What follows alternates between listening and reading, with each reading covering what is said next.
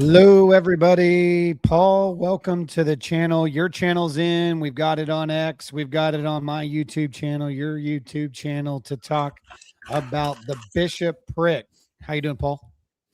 Heaps well, Dr. Steve. Thank you for having me. It is I wouldn't say lovely, but it's a pretty calm and cool overcast day, morning here in Australia. So I'm having a good time right now. Yeah, it was hot today in the Southeast United States. We had beautiful weather over the weekend, but that changed in a matter of 24 hours. But we are glad to have a discussion. I'm not even sure what brought this discussion about. Was it the James White debacle, or was that pre? I don't even remember. What brought this up? No, it was. I saw that you. I think it was you who had challenged Redeem Zuma to a debate along these lines, but he declined.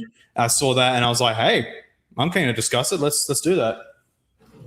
Yeah, you know what? Now The that James White stuff partially inspired it. The James White stuff definitely was in the background of that for me. I think that happened after. Now that I think about it, I think James White made an assertion. I don't think you're going to defend anything that he said about it, but we wanted to kind of keep it a friendly discussion / debate. But before we do that, I'm going to throw something really random at you. Before we jump in there, just kind of your perspective over there on that side of the world. What are your thoughts about an academic institution that hires a leader of its institution? They continually tell people that they have a degree, and then it turns out they don't have that actual degree. What is your thoughts about a person like that? What would you say about a person like that? Well, in pure hypothetical, in Ben Shapiro mode, let's say hypothetically, I would say that's just fraud, basically, academic fraud. Okay. So you hear it from Australia, that kind of activity is fraud. Interesting enough. All right, that was totally random, and we're moving on to the debate discussion. Did the apostles establish a threefold ministry? That's the discussion / debate. What I want to do, Paul, is I want to give you, 5 to 7 minutes. I mean, we're going to be very informal in some ways. Kind of let you share your position. I'll share my position, and we'll do a bunch of back and forth. We'll obviously take audience questions and comments, and we'll pause and we'll interact if we need to, especially if you send super chats in. We will definitely make sure we pause to get your questions in. So if you want to ask one, doesn't matter if it's on Paul's channel or my channel. By the way, if you're on my channel and you have not subscribed to Paul's, make sure you go over there and subscribe to the other Paul. And we'd love for you on Paul's channel to do likewise on ours. Check us out if you haven't seen us yet. But if you do want to leave a super chat through the actual portal that you're in, feel free to do that. It'll show up for either one of us. We'll pull it up on the screen. We'll read it. We'll answer any questions you have. So that'll be the rules. Basically pretty free flow. All right, Paul, go ahead. Take, 5, 7 minutes. Share your position, what you think's going on here. Too easy. I'm trying to get a distinct thing for my side chat just to be able to look at that. All right, so I don't have anything by way of a word-to-word script that I would in a more adversarial type of debate like I had with Alex Soren or which I've had with others in the past. So it's going to be more not totally off the cuff. I've got a whole bunch of notes, but I'm going to more or less ad-lib it in a way. So this debate question, that was basically the basic headline. Did the apostles establish the 3-tier hierarchy? Of course, that statement can actually be read to mean a number of distinct assertions where one doesn't necessarily entail the other. It depends on what you mean by the apostles. Are we talking about every single apostle, or are we talking about at least maybe just one? Likewise with establish, does that mean that they made it as a necessary, the church absolutely must have it, it's part of the essence of the church? Or did one or more of the apostles just say, we're going to do this, but it doesn't necessarily have to be like this way?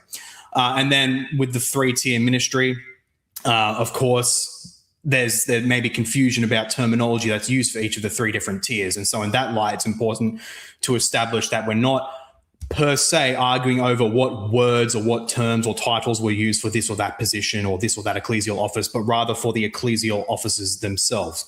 Quite simply, my position, therefore, to make my position on the debate header clear, is that the apostles did not collectively, and a number of them individually almost certainly did not, establish a 3-tier permanent hierarchy for the church. So by that I mean outside of their unique charismatic in the technical sense, not in the woo-woo sense, but outside of their unique charismatic office of the apostolate, where they were uniquely entrusted with God with the powers of divine inspiration to write the Holy Scriptures, to basically set the grounding of the doctrine of the faith, the apostolic deposit.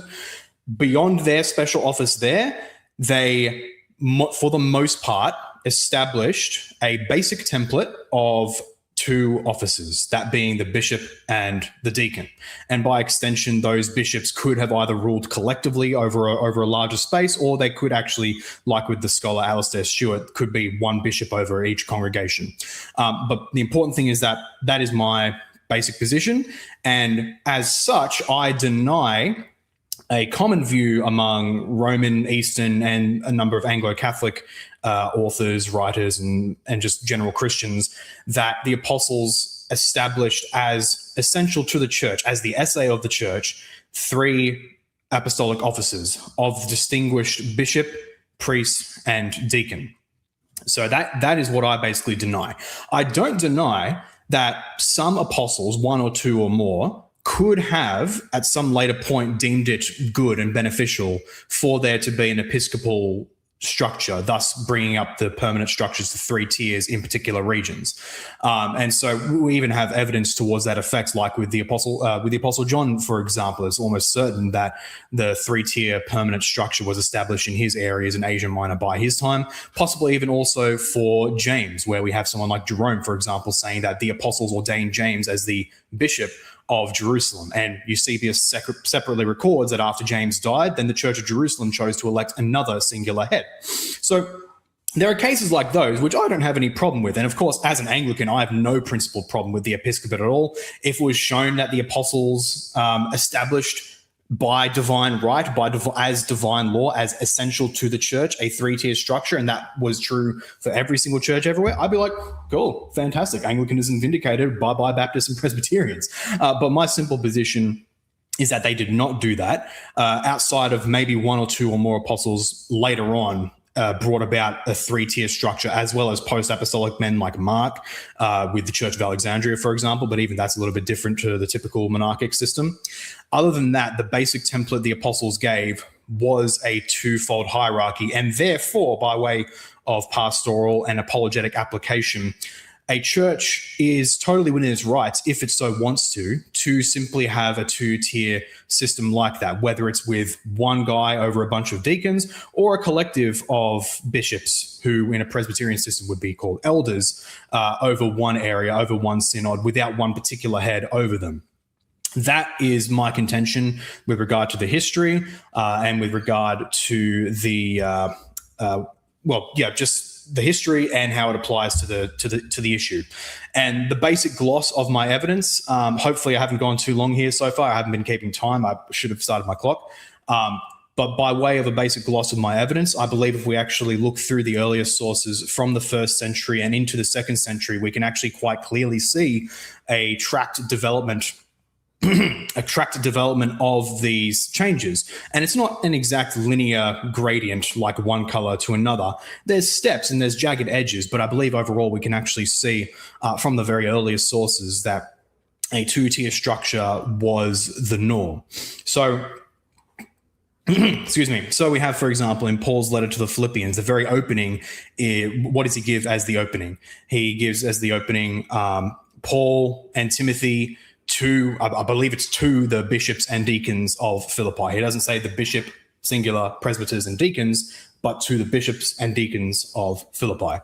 Likewise, in the first letter to Timothy, when he actually gives the instructions for the qualifications of the ecclesial leaders in the area, he simply speaks of the bishops and deacons. Those are the 2 offices. Those are the ones with the qualifications. No other one is given as a permanent ongoing office. And that's not saying that therefore there was no right for them. Contra the Jure Divino Presbyterians, he's not therefore saying you can't establish another order that is successional, just simply that what Paul did establish was two orders. We have the same deal with the letter to Titus, particularly with its clear conflation of the terms presbyter and bishop. And maybe that's something we can get into the discussion, but I'm not going to therefore say that they are synonymous terms. They are actually distinct, but they are conflated in particular texts, such as indicate that presbyter was not a separate holy order from bishop, but rather that bishops and other figures like apostles and deacons were often called presbyter as well. So that's in the letter to Titus. Likewise, the Acts of the Apostles, we have that conflation again. In chapter 20, Paul calls the elders of Ephesus. And then what does Paul say? He says that the Holy Spirit made them overseers, episkopoi, or I think it's technically the participle form, episkopuntes, I think, over the church of Ephesus. And that's the church that Timothy was sent to, by the way. And likewise, we have in the Didache, the earliest preserved Christian catechism, basically in small form. Chapter 15 explicitly speaks of the church there, explicitly commands the church it was sent to, at least from what I've read in scholarship, likely somewhere in Syria or Syria, Palestine area. It explicitly says for them to appoint themselves bishops and deacons. That's it. 2 orders, both in the plural. Curious possible Congregationalist implications where it says appoint for yourselves bishops and deacons, but that might be for another topic. I'm not a Congregationalist myself. First Clement, I believe, is one of the most significant and powerful sources in this regard, and I would basically point people to my video on the ecclesiology of First Clement that went through this in great detail. In summary, First Clement, particularly in chapter 42, explicitly recounts that the apostles, through the command of the Lord Jesus Christ, established 2 orders for the apostles to appoint in every region that they went. So when they went to a region, they ministered to it. They would appoint 2 orders of leaders, bishops and deacons, and then they would move on. The clear intent and the clear desire, or I'll just say intent. The clear intent of the letter is that, well, these are 2 orders established by the apostles. It doesn't create a third permanent order, a permanent successional order. Again, not to say that that would therefore be illegitimate, but just that in the letter's own understanding, First Clement, which is from the Church of Rome, and therefore from the Church of Rome's own self-understanding, that there were bishops, plural, and deacons, plural, 2 orders that were for the governance of the church. Now, one of perhaps the earliest, or one of the earliest clear indications of a 3-tier office would be Ignatius of Antioch. And I'm sure Dr. Boyce will have a lot to say about that. And so I'll largely leave that to him. But yeah, I totally grant. I'm not like Alistair C. Stewart, that scholar who says that bishop and presbyter, they were still kind of the same, but presbyter just kind of referred to them when they were in council. That it's a big, it just doesn't work for Ignatius. Ignatius clearly has a distinction between bishop, priest, and deacon for the churches in his area in Antioch and Southern Asia Minor. So that's a clear early source, one of, if not the earliest source, clearly demarcating the 3-tier orders. And so I believe this data, when read together, when taken together, shows on the one hand that the 3-tier office established very quickly, relatively speaking, or at least relative to us, like millennia later. On the other hand, it wasn't established collectively by all the apostles, and certainly not as something of divine right, where it's of necessity for the validity of a church. So sorry for going a bit long there, but that's my case in sum. No, thank you. Thank you. So we got a lot to talk about in there. I'll go ahead and take a few minutes, just kind of give a summary of my position, and then we'll jump right in. Paul, sound good?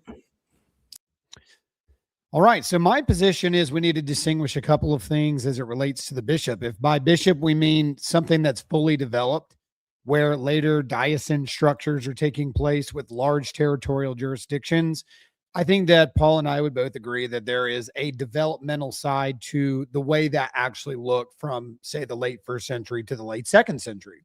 I think a lot has happened, especially as Christianity spread in regions that were fully established versus that had no established church at all. So we can kind of see development happen. But that's not unique in the 2nd century per se. It is also something that we can trace in the 1st century that we see this development take place, and I can give some examples of that in a minute. But if we mean bishopric by a continuing of the apostolic office, which includes oversight, because that's literally what it means. Episkopos means overseer.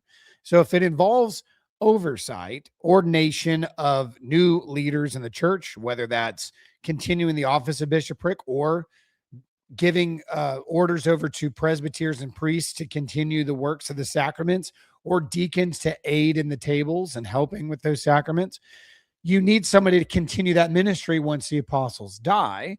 So by that, we call that succession. If we mean bishops by governance and local churches and looking at these different locations that start having a leader jurisdictionally that's overseeing an island or a city or a town, I do think that we can make a good argument that this is something not only that happened in the apostolic church with the apostles still alive, but it's something that they had always intended to do. Basically, I would start in Acts chapter 1, verse 20, where we see one of the strongest defenses of the bishopric. When Judas Iscariot went out and hung himself, the apostles gathered later after the ascension in the upper room there, and they were having conversation about replacing Judas. And it came down to two people, Justus and Matthias. They cast lots, laid it at the feet of Matthias, and they counted him among the 12. But one of the things that was used, we see the word episkopos there, episcope, was indicated that this office of bishop, which Peter was saying was a fulfillment of the Psalms. I believe it's Psalm 109, that there was a fulfillment of this oversight that was instituted, and that even if someone were to die that held the position of bishopric, once he dies, it must be given to another, because that's what the Psalm says. His bishopric let another one take, basically, is a literal reading there. And so that kind of indicates to us very, very early on in the New Testament that the apostles did have an intentional purpose, that they were left on earth to do the work of binding and loosening, which Jesus had commissioned all of them in John's gospel, that Peter's would have the keys to also continue that binding and loosening. We're seeing Peter actually do that here in this very passage. We see that there's this indicator in the New Testament, particularly, that when you're talking about the gospel accounts, Jesus had commissioned and gave authority to his disciples, anointing them, commissioning them. We see this in the upper room, to do this in remembrance of me. He's commissioning them to mimic and follow the patterns that he's doing. He's washing them, he's preparing them, he's cleaning them for priesthood, and he's clearly commissioning them to do this to others. And that's what Peter's doing in Acts 1. He's replacing Judas because someone must take this office. There is a necessity for succession. I think we can find this continuation even in the New Testament, where it is developmental, where clearly the other Paul and I here are going to probably differ on what's happening in 1 Timothy 4 and 2 Timothy 1 and Titus chapter 1 here. But to me, there actually is an apostolic transmission where we see this take place. In Paul's case, the pastorals are probably the last of his writings before his death. I think 2 Timothy is his last writing, or at least somebody wrote it for him. But in these passages, he has two young men that he calls sons in the faith. And what I see in these passages is that, yes, there is a group of presbyters present, but Paul is acting in that moment as the bishop, the oversight, because while the apostles are alive, they are those bishops. They are the overseers of the church. But he's passing on a ministry to Timothy, and he's actually instructing him in that ministry to be careful about laying his hands suddenly on just anybody, but only commit this to positive faith to faithful men. And then he does the same thing here. I mean, he even says, what you've heard from me by many signs and witnesses, entrust that to these others that you're going to instruct and ordain. And so there's an emphasis there on continue what I've taught you. What I've done for you, you now do for others. The same thing happens with Titus in Titus chapter 1. Some people quickly note that a bishop and a presbyter seem to be used synonymous, that there's an interchangeable connection there. And it's true. But what's interesting to me is that we often miss this incredible observation that Paul is actually giving Titus authority to act as the overseer of Crete. He is acting as the bishop in that moment. Even our earliest texts in church history demonstrate that they believe that Timothy and Titus were the first bishops of Ephesus, Timothy, Crete, Titus. Jerome talks about that. The apostolic constitutions talk about this. We even have manuscript inscriptions, like say in Titus, some of them are later Byzantine, that have inscriptions like a letter to Titus, the first bishop of Crete. The early church, Eusebius, all of them have argued for the fact that when you look at the bishopric of Crete, they go back to Titus. So they obviously understood historically that Timothy and Titus were acting as bishops, and the instructions that they were given were as bishops. The question then becomes is about the issue of the bishopric itself. We see bishop and we see presbyter in Acts. We see it in Titus 1, for example, and Paul just mentioned that. We see them used interchangeably, including in other writings like the Didache and as well as First Clement at times. But what's interesting is my observation has actually shifted on that from when I was a Baptist and then became Anglican. And now as a Catholic, I look at this, especially as an Anglican, I saw this too, that I'm looking at it incorrect because I'm asking the wrong question in these passages. And that is the truth of this very thing, that all bishops are presbyters. They always have been and always will be a presbyter unto the Lord. But not all presbyters are bishops. And that's why we see sometimes interchangeable and then sometimes we see different. In fact, a perfect example of this is from First Clement. And a lot of people run to First Clement 42 through 44, and they skip 40 and 41. And what Clement actually does in that letter, and I spent many, many, many hours in Clement in my life, especially doing dissertation work on it, is that when he is patterning the apostles, commissioning this bishopric over in order to protect the office, which I think is going back to Acts 1, he makes an interesting parallel. He uses the Old Testament setup of high priest, priest, and Levite. Now, every single high priest is a priest. Every single high priest is a Levite. They will always be a priest and a Levite while a high priest. Every priest is a Levite, but not every priest is a high priest. And the same is true in the structure, because that's actually what he's building the parallel to, is that a priest is always going to be a priest.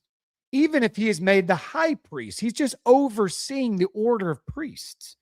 He is still a priest, and it is right to call him a priest.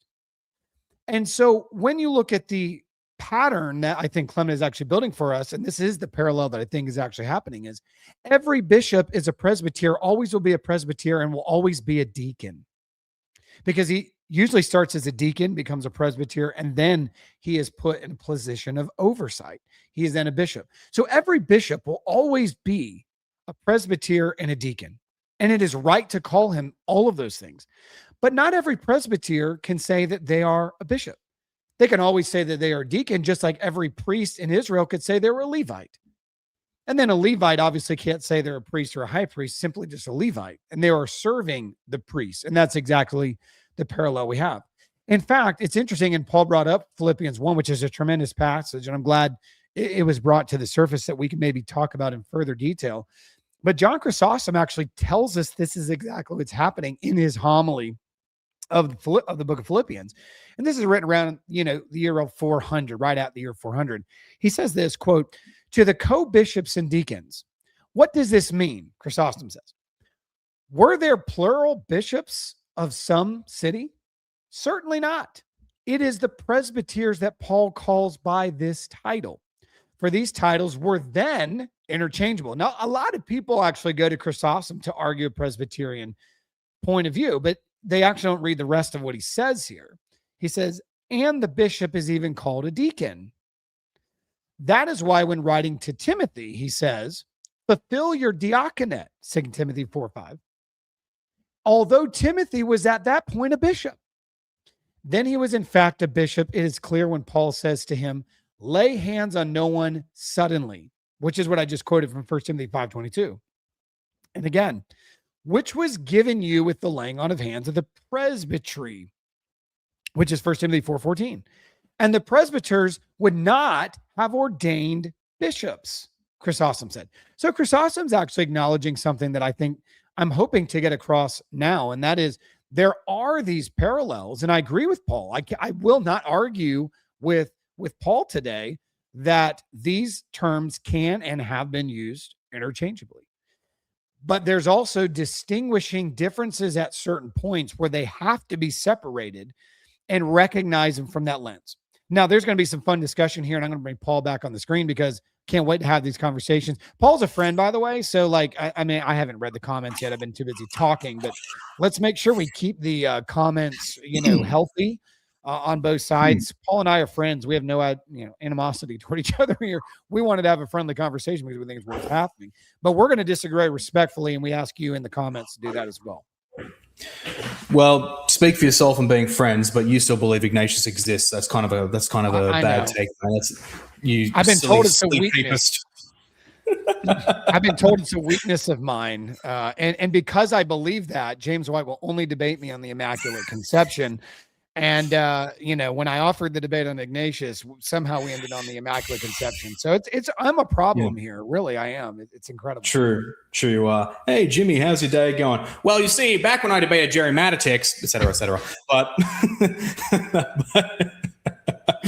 but anyway, so with respect to what you said, a lot of it I do agree with. I definitely want to, because unfortunately, many people of my persuasion, including myself once upon a time, I'll be straight up, both before I started attending an Anglican church, I want to distinguish that. I've never done this before. I want to distinguish that between starting to attend an Anglican church before when I truly became Anglican theologically. But from before I was Anglican up to a short period when I started going to an Anglican church, I was certainly a lot more, shall we say, quasi-congregationalist and like trying to stick it to the sacerdotalists, as our mutual friend calls them.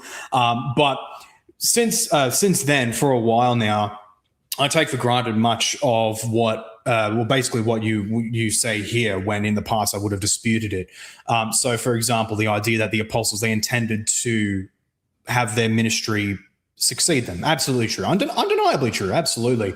In the scriptures and in the most ancient documents, even with that text from Acts chapter 1 with Judas, let another take his episcopate.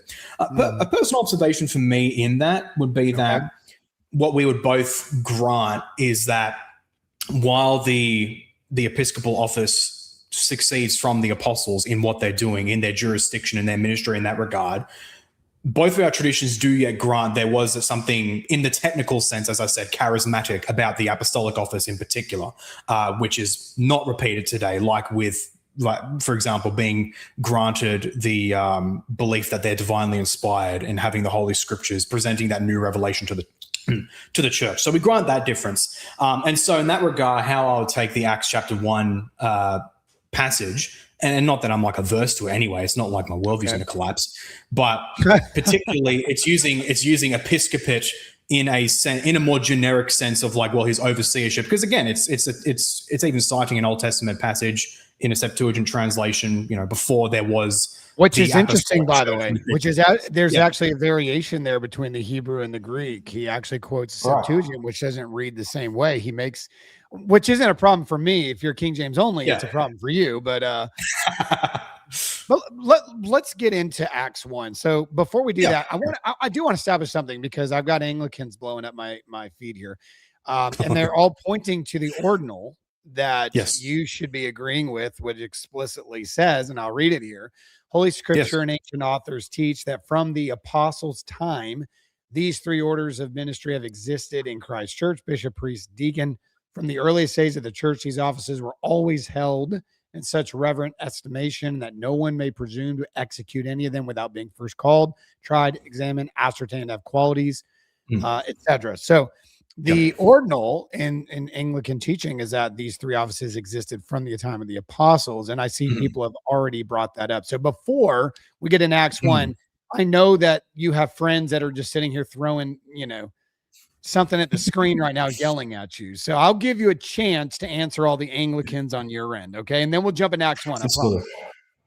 Absolutely. Yeah. I'll say straight up, my position, even though it is technically very common, my position among Anglicans, both laymen and all the way up to the Episcopal order, in terms of like in our official documents, no, my position is not the official one. Do I think that our documents posit it as like, you must believe this or you're in trouble? It doesn't, no, but the documents do posit officially, look, the official position in the ordinal is that there were three officers from quote unquote the time of the apostles. I could cope around that and say that, well, technically I do believe that, because I am confident that by John, like in the later years of John, there was a 3-tier order around Asia Minor. Hence, we have with Ignatius or whatever, basically writing around the same time. So I'm willing to grant that, and I could cope and say, well, technically I do believe that, but the intent clearly historically, and even that later phrase where it says these from the earliest days, these 3 offices were held with the highest reverence. The intent is that it was established collectively by the apostles for the whole church, which I don't grant from with respect to the very earliest days. So I freely admit that I am at variance with the ordinal there, and that is basically on the grounds of our own Anglican principles, where our own confessions and our beliefs are normed by the provable history of the church.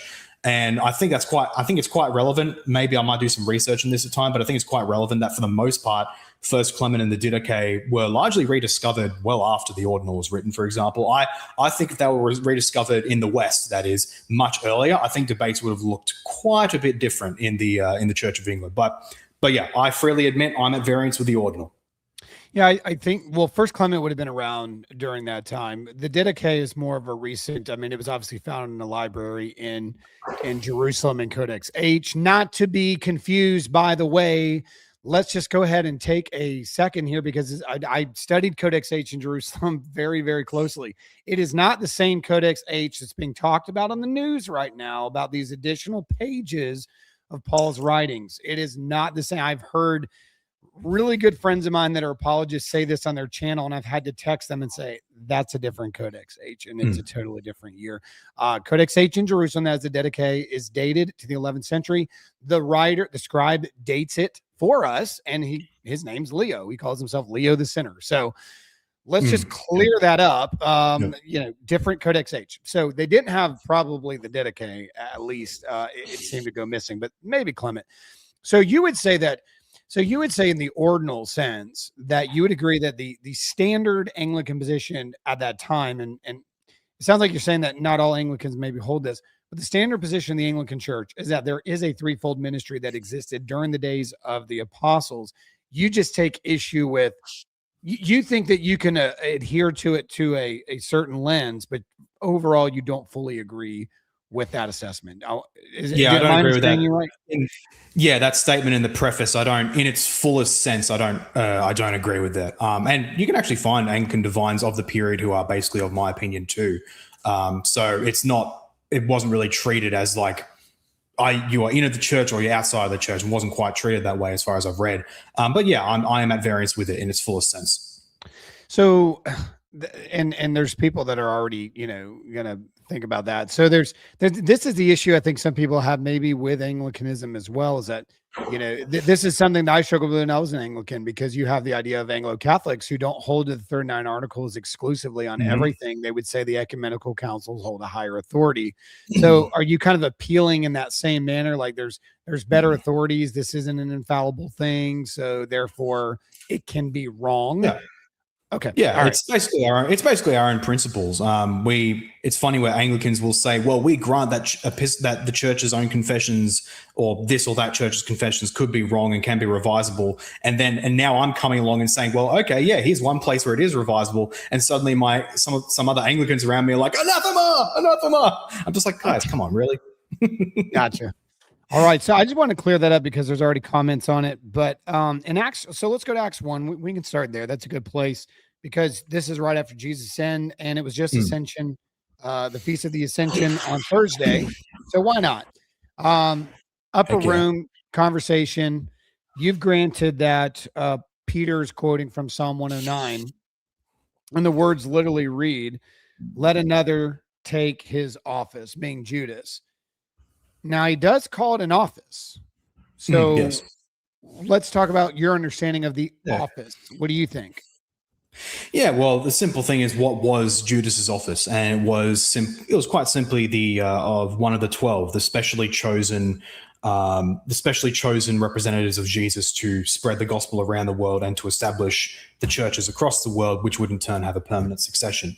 But they were doubly special by way of their particular gifts of the Holy Spirit, which we would all grant wouldn't be continued. Again, like with the case of divine inspiration, the giving of scripture, such that what one of those apostles says is taken for granted ipso facto as, okay, that's the word of God. That's the foundation upon which the church stands or falls, which is not the case for any other bishop. And of course, asterisk, Bishop of Rome. But of course, even Rome would grant not everything the Bishop of Rome, quote unquote, teaches is non-revisable. But be that as it may, that was the office. That was the particular office of Judas that was being replaced. His place, in his unique place with the 12.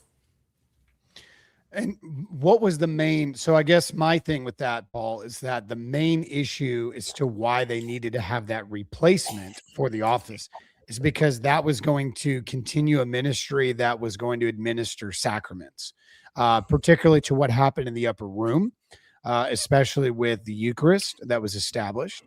Baptism, of course, is commissioned. One of the last things he said right there in Acts 1, and also if you take Matthew 28, was to baptize and teach to observe all things, and basically continue what Jesus had given them through the promise of the Holy Spirit in John 14.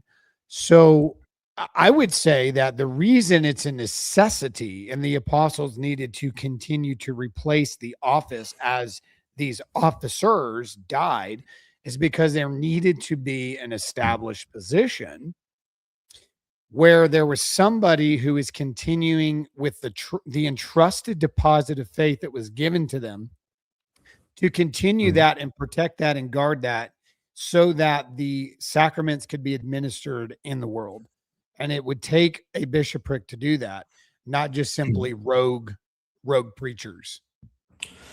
Well, I totally agree with that. I think there might just be a case of like, I'm emphasizing one thing, you're emphasizing another, but there isn't, at least on this passage, there's certainly other points you say there I disagree with. But otherwise, well, we don't strictly disagree.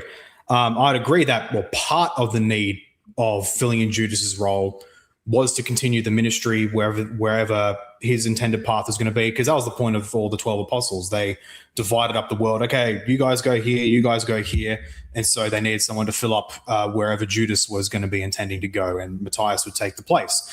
I just simply, with respect to this one passage, what is clear is that it is the unique role of one of the 12 apostles being not supplanted, but being filled in. Hence the requirement that the one to take its place is not just like with First Clement, like any man who demonstrates great virtue and piety and prudence with governing the faithful, but specifically someone who is actually an eyewitness of Christ from the beginning. So I believe that particular qualification makes it clear that what was being filled here wasn't necessarily one singular permanent office as such, but the particular charismatic role of one of the 12 disciples. And again, to make it clear, that role, their continued role with respect to governing the churches, obviously that's true. That's true. That's succeeded on. Where I dispute is the idea that it is by divine intention necessarily, such that without it, a church is invalid, that this was to be given to one particular leading bishop who has a qualitative power above all the others. From the other sources I point to, I argue that in different places that power was given to numerous men called bishops at the same time. But I would even say by divine providence, eventually these positions consolidated into one monarchic head over different jurisdictions. That was providential, and it was good, but it wasn't given as like, this is how the church must operate. That's my basic interpretation of Acts 1 there. But do you think that Jesus was giving his disciples by calling them, because there was other followers that he commissioned and gave them power to go out and cast out demons? I mean, we have the 70 in Luke. Obviously, Jesus was not against giving authority and power and preaching. No, of course not. No. And ability. But this role must have been something unique, right? This must have been something very unique that set them apart from these others with a special authority. I'm going to use the word special authority to protect, lead, and guard. And we see that happening in Acts 1, for example. There's a lot of people in that upper room, but we see the 12 are kind of organizing this, and Peter seems to be leading that 12 to make its first big decision when Jesus has ascended. And this isn't a small decision. So it seems like that Peter understood the office is needed to maintain some sort of authority that stays in the construct of what they were commissioned to do after death of these people. Like Judas died, now Matthias. So do you think that Matthias, tradition, we don't know. Tradition says he died somewhere 70, 80 AD. He was stoned. Probably went to Ethiopia. Some would say Georgia, not Georgia in the U.S. For those that are just wondering, Georgia as in not. We're talking about Eastern Orthodox, which of course they broke too. But like, look at this from this perspective, Paul. Do you think Matthias, when he went to a location, his goal was to ordain a replacement for himself to lead and oversee the affairs of that church? Let's say he went to the country of Georgia. That's where he went. Do you think that he understood what happened to him in Acts 1 was to be continued in successors in that country? I agree, but this is where the disagreement comes. I agree, but not necessarily through one man in each jurisdiction. So this is where my reading of First Clement in particular comes in. I believe First Clement is one of like really the key, really one of the cornerstone texts in this regard, where it does speak of bishops and deacons being appointed by the apostles in their respective jurisdictions, wherever they went, in order to continue that same work of the apostles. So by extrapolation, the administration of the sacraments, the preaching of the gospel, the formation of the faithful in the faith, that was the apostolic work, and that was being continued. My only contention is that with respect to a given jurisdiction, the apostles did not collectively and necessarily establish that this top leading role must be one person. I believe there are clear cases where there are churches where that role and its authority was divested among multiple men fundamentally within the same holy order. But again, by divine providence, and even perhaps by the hand of like John, for example, later on in his life, that eventually the top of that authority was given to one person. So I agree. This is, you're probably more used to debating like Baptists and Congregationalists in that regard, because I actually agree with so much what you're saying there. The contention is only that what I would submit with respect to Matthias. So, for example, unless we have other documentation to the contrary, he could have wanted that there would be a singular leader to take his place, or he could have been content with, okay, you guys collectively, you're my successor, you rule the church together, and then hypothetically, if you guys want to elect another guy later on as one leader, cool, whatever. But absent evidence, we don't really have reason to believe that for Matthias, and that's part of my key contention there. Well, we know that anywhere these people went, whether, and you brought up Alexandria earlier, where John Mark went, or you talk about these other individuals, whether Apostle Andrew to Constantinople, whoever you want to put in we do know a monoepiscopal setup was instituted in these cities, and the churches have always assumed and have given us names of individuals who have succeeded from those sees. Of course, I don't think that like the number of bishops was always supposed to remain 12. Obviously, multiplication led to the need of more oversight. But who's ordaining those oversight positions, it does matter. And so I would say that, like, whether you're talking about Constantinople, clearly they go back to Andrew. All of the bishops and the patriarchs of Constantinople believe they are direct descendants of succession from the apostle Andrew. Obviously in Rome, Peter and Paul, of course, Anglicans would tie themselves into that. Many would say John in the East, or these other figures of the church. But my only point to that is, though, is so let's take Rome, for example, because you brought up Clement. I'm assuming you believe that First Clement was written by Clement of Rome, who is or do you think it's a different writer? That's why I have my video on the ecclesiology of First Clement. I actually make the case that it's more likely, basically just what Irenaeus said, that the letter was written by the Church of Rome in the time of Clement. So Clement had a hand in it, but I don't think he was necessarily the unique singular author.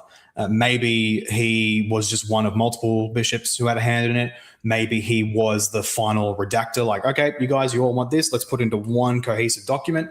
But I believe that it was basically like basically the equivalent of like a presbytery giving a collective report document like that.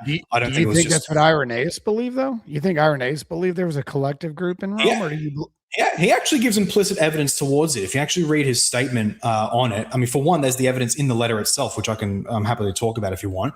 But he actually says specifically, he doesn't specifically say this letter was written by Clement and then delivered to Corinth. So if we look, and I look at this passage in Against Heresy so much, I just know it by heart almost. Against Heresies, book 3, chapter 3, section 3, I believe, where he specifically says that this letter was delivered by the Church of Rome in the time of this Clement. And I think that's a very deliberate nuance in his part, because when you actually read the letter itself, when you read the opening, who is the author, who is the sender, and who's the recipient? Ordinarily, like with letters from Paul, for example, he'll name himself. Sometimes he'll name Timothy as well as a guy with him with the letter. Conversely, you'll have collective letters like from the Council of Nicaea, where it'll talk about the bishops assembled at Nicaea to this church or this church. When we look at First Clement, it actually does the same thing. It says the church which sojourns in Rome to the church that sojourns in Corinth. Well, let's play devil's advocate, because I don't want to get lost in that. Like, it's very possible. I'm totally fine with the fact that leaders from Rome wrote this letter, and that Clement authorized the issuing and petitioning of this letter. I mean, that wouldn't be unique to him. I think you would agree that apostles did that all the time. Even in the New Testament, I don't think every apostle had their hands on the actual document writing, and that they had writers and amanuensis who would do it for them, right?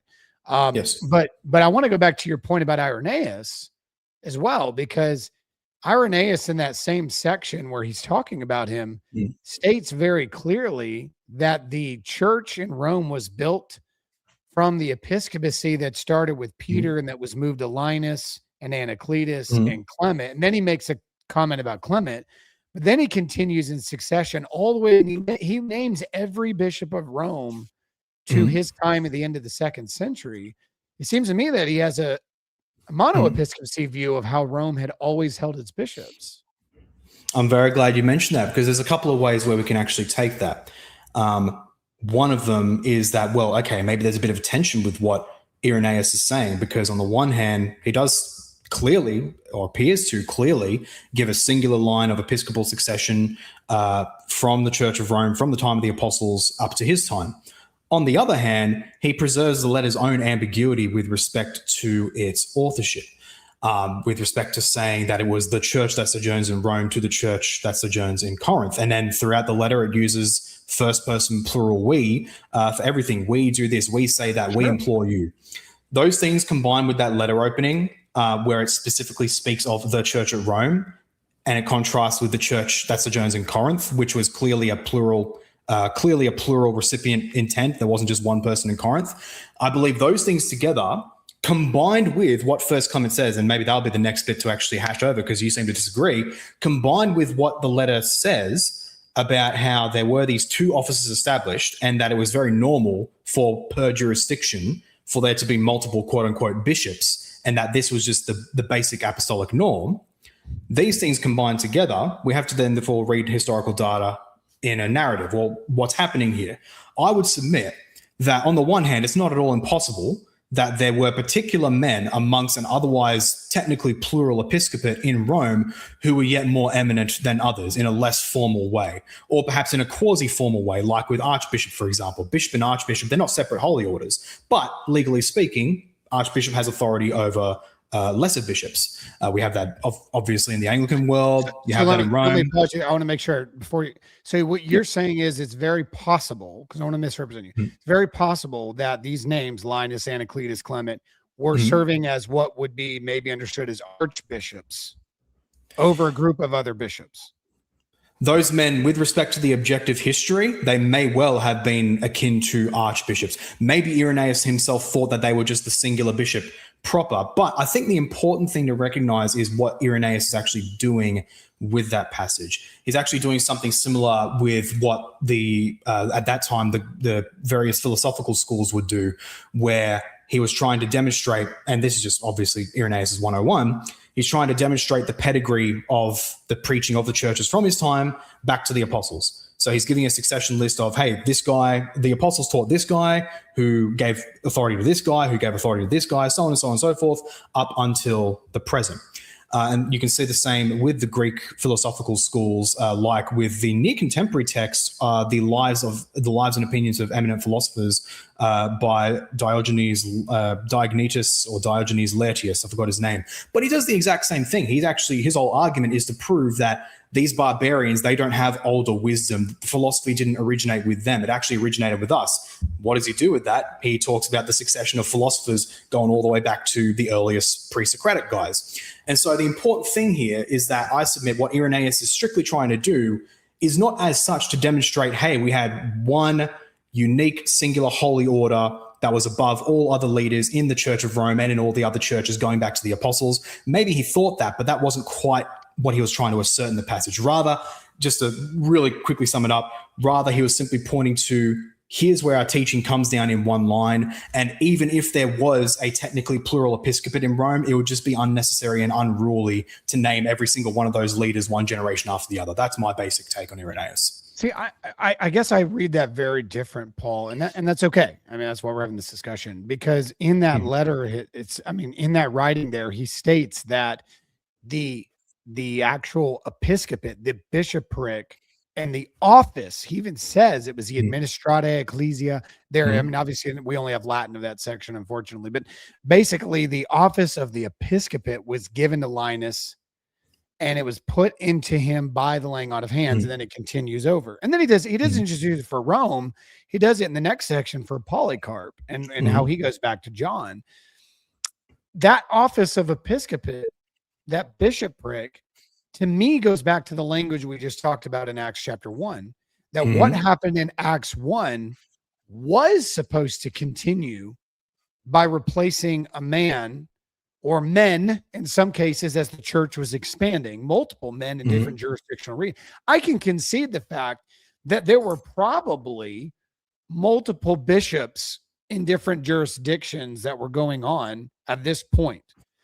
But it is my understanding clearly here from Irenaeus, and what he says about Clement of Rome was not even really a statement about his letter, just kind of like, oh, really cool fact. Well, I mentioned Clement in this long list of episcopacy is this is the same one that wrote a letter to Corinth, or this is the one that had a letter written into his name. And it makes perfect sense because the church later, and I think you know this, later Dionysius of Corinth talks about how on the Lord's Day, they were reading a letter from the Bishop of Rome at that time, which was Bishop Soter. And they read it alongside the former Bishop of Rome, being not like, it wasn't Clement Soter, obviously, but he's saying earlier. So the church at Corinth saw the bishops of Rome that you're saying are bishops, I'm saying bishop, as authoritative enough to have authority outside of their own jurisdiction to speak into another church's problems, the same way the apostles did. And so that's kind of interesting too. But I actually see this as a little bit, I actually do think that there's monarchical ideas going on here, that the monoepiscopacy is being established, and these individuals are not just like a name amongst extended lists, but explicit names who are over the church. Were they ordaining other bishops? We actually know for a fact that Linus ordained other bishops in Rome. Based on, we say fact, but historical statements have been very clear that he and Anacletus recognized we can't control the whole entire jurisdiction. There's people coming to Christianity all over the place. They started actually ordaining new bishops in different regions, but they were still overseeing them. So I don't know your thoughts on all that, but that's my understanding of Irenaeus. Well, yeah, I could. Well, here's the thing. As I just said earlier, I grant that maybe Irenaeus himself did think there was one particular bishop above all, but this is where the problem kind of comes in for me, and that's why I brought up the example of archbishop. Irenaeus says, okay, the apostles gave particular authority, particular power to Linus, then to Anacletus, Clement, so on and so forth. What Irenaeus is not therefore saying was that therefore the apostles only gave it to that guy and that one guy in particular, just that they did. They gave it to Linus, they gave it to Clement. Second of all, even if Irenaeus did actually believe it was monarchic from the all the way back to the beginning, we still have other historical data points that have to temper our acceptance of Irenaeus on that point, even though it was at best a side thing for him. One, we do have, and if you want to get into that soon, I'm happy to, with First Clement, the assumption that there are two holy orders and that it's very normal for them to be plural. Second, that the Church of Rome, that the leadership at the Church of Rome is presented in plural language in a collective manner. Thus, I submit, forcing us to the conclusion that at bare minimum, there were two fundamental holy orders. There could have been one guy at the top. There could have been in some way one guy at the top overseeing things, like you mentioned with Linus. I believe that testimony comes from the Liber Pontificalis, if I'm not mistaken, of him appointing multiple other bishops over the other areas of Rome because it was such a massive city. Right. Now, here's the thing. That could very easily be done in a more archiepiscopal manner where he does have legal authority over those other bishops. He oversees them, but why? But it's not a separate holy order. But why does he have that authority to do that? Where did that authority come from? Well, it came from the apostles. Just like with any other jurisdiction, if they had multiple bishops, that collective authority, both in them individually and as a collective, it comes from the apostles. We don't actually disagree on the apostolic authority.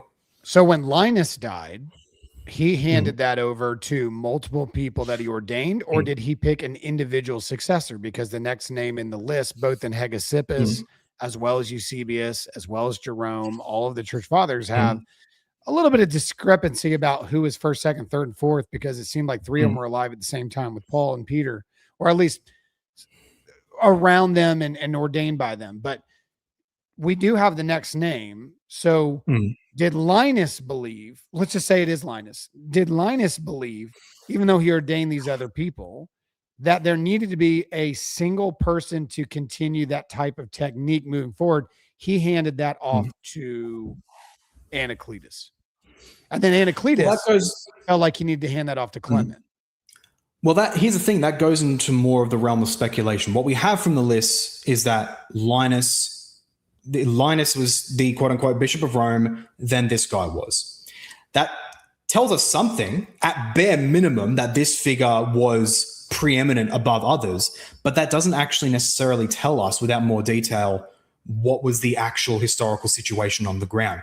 That let's say with that example of Linus, when he died as an overseer of multiple bishops in Rome, did he pass that on to someone else or not?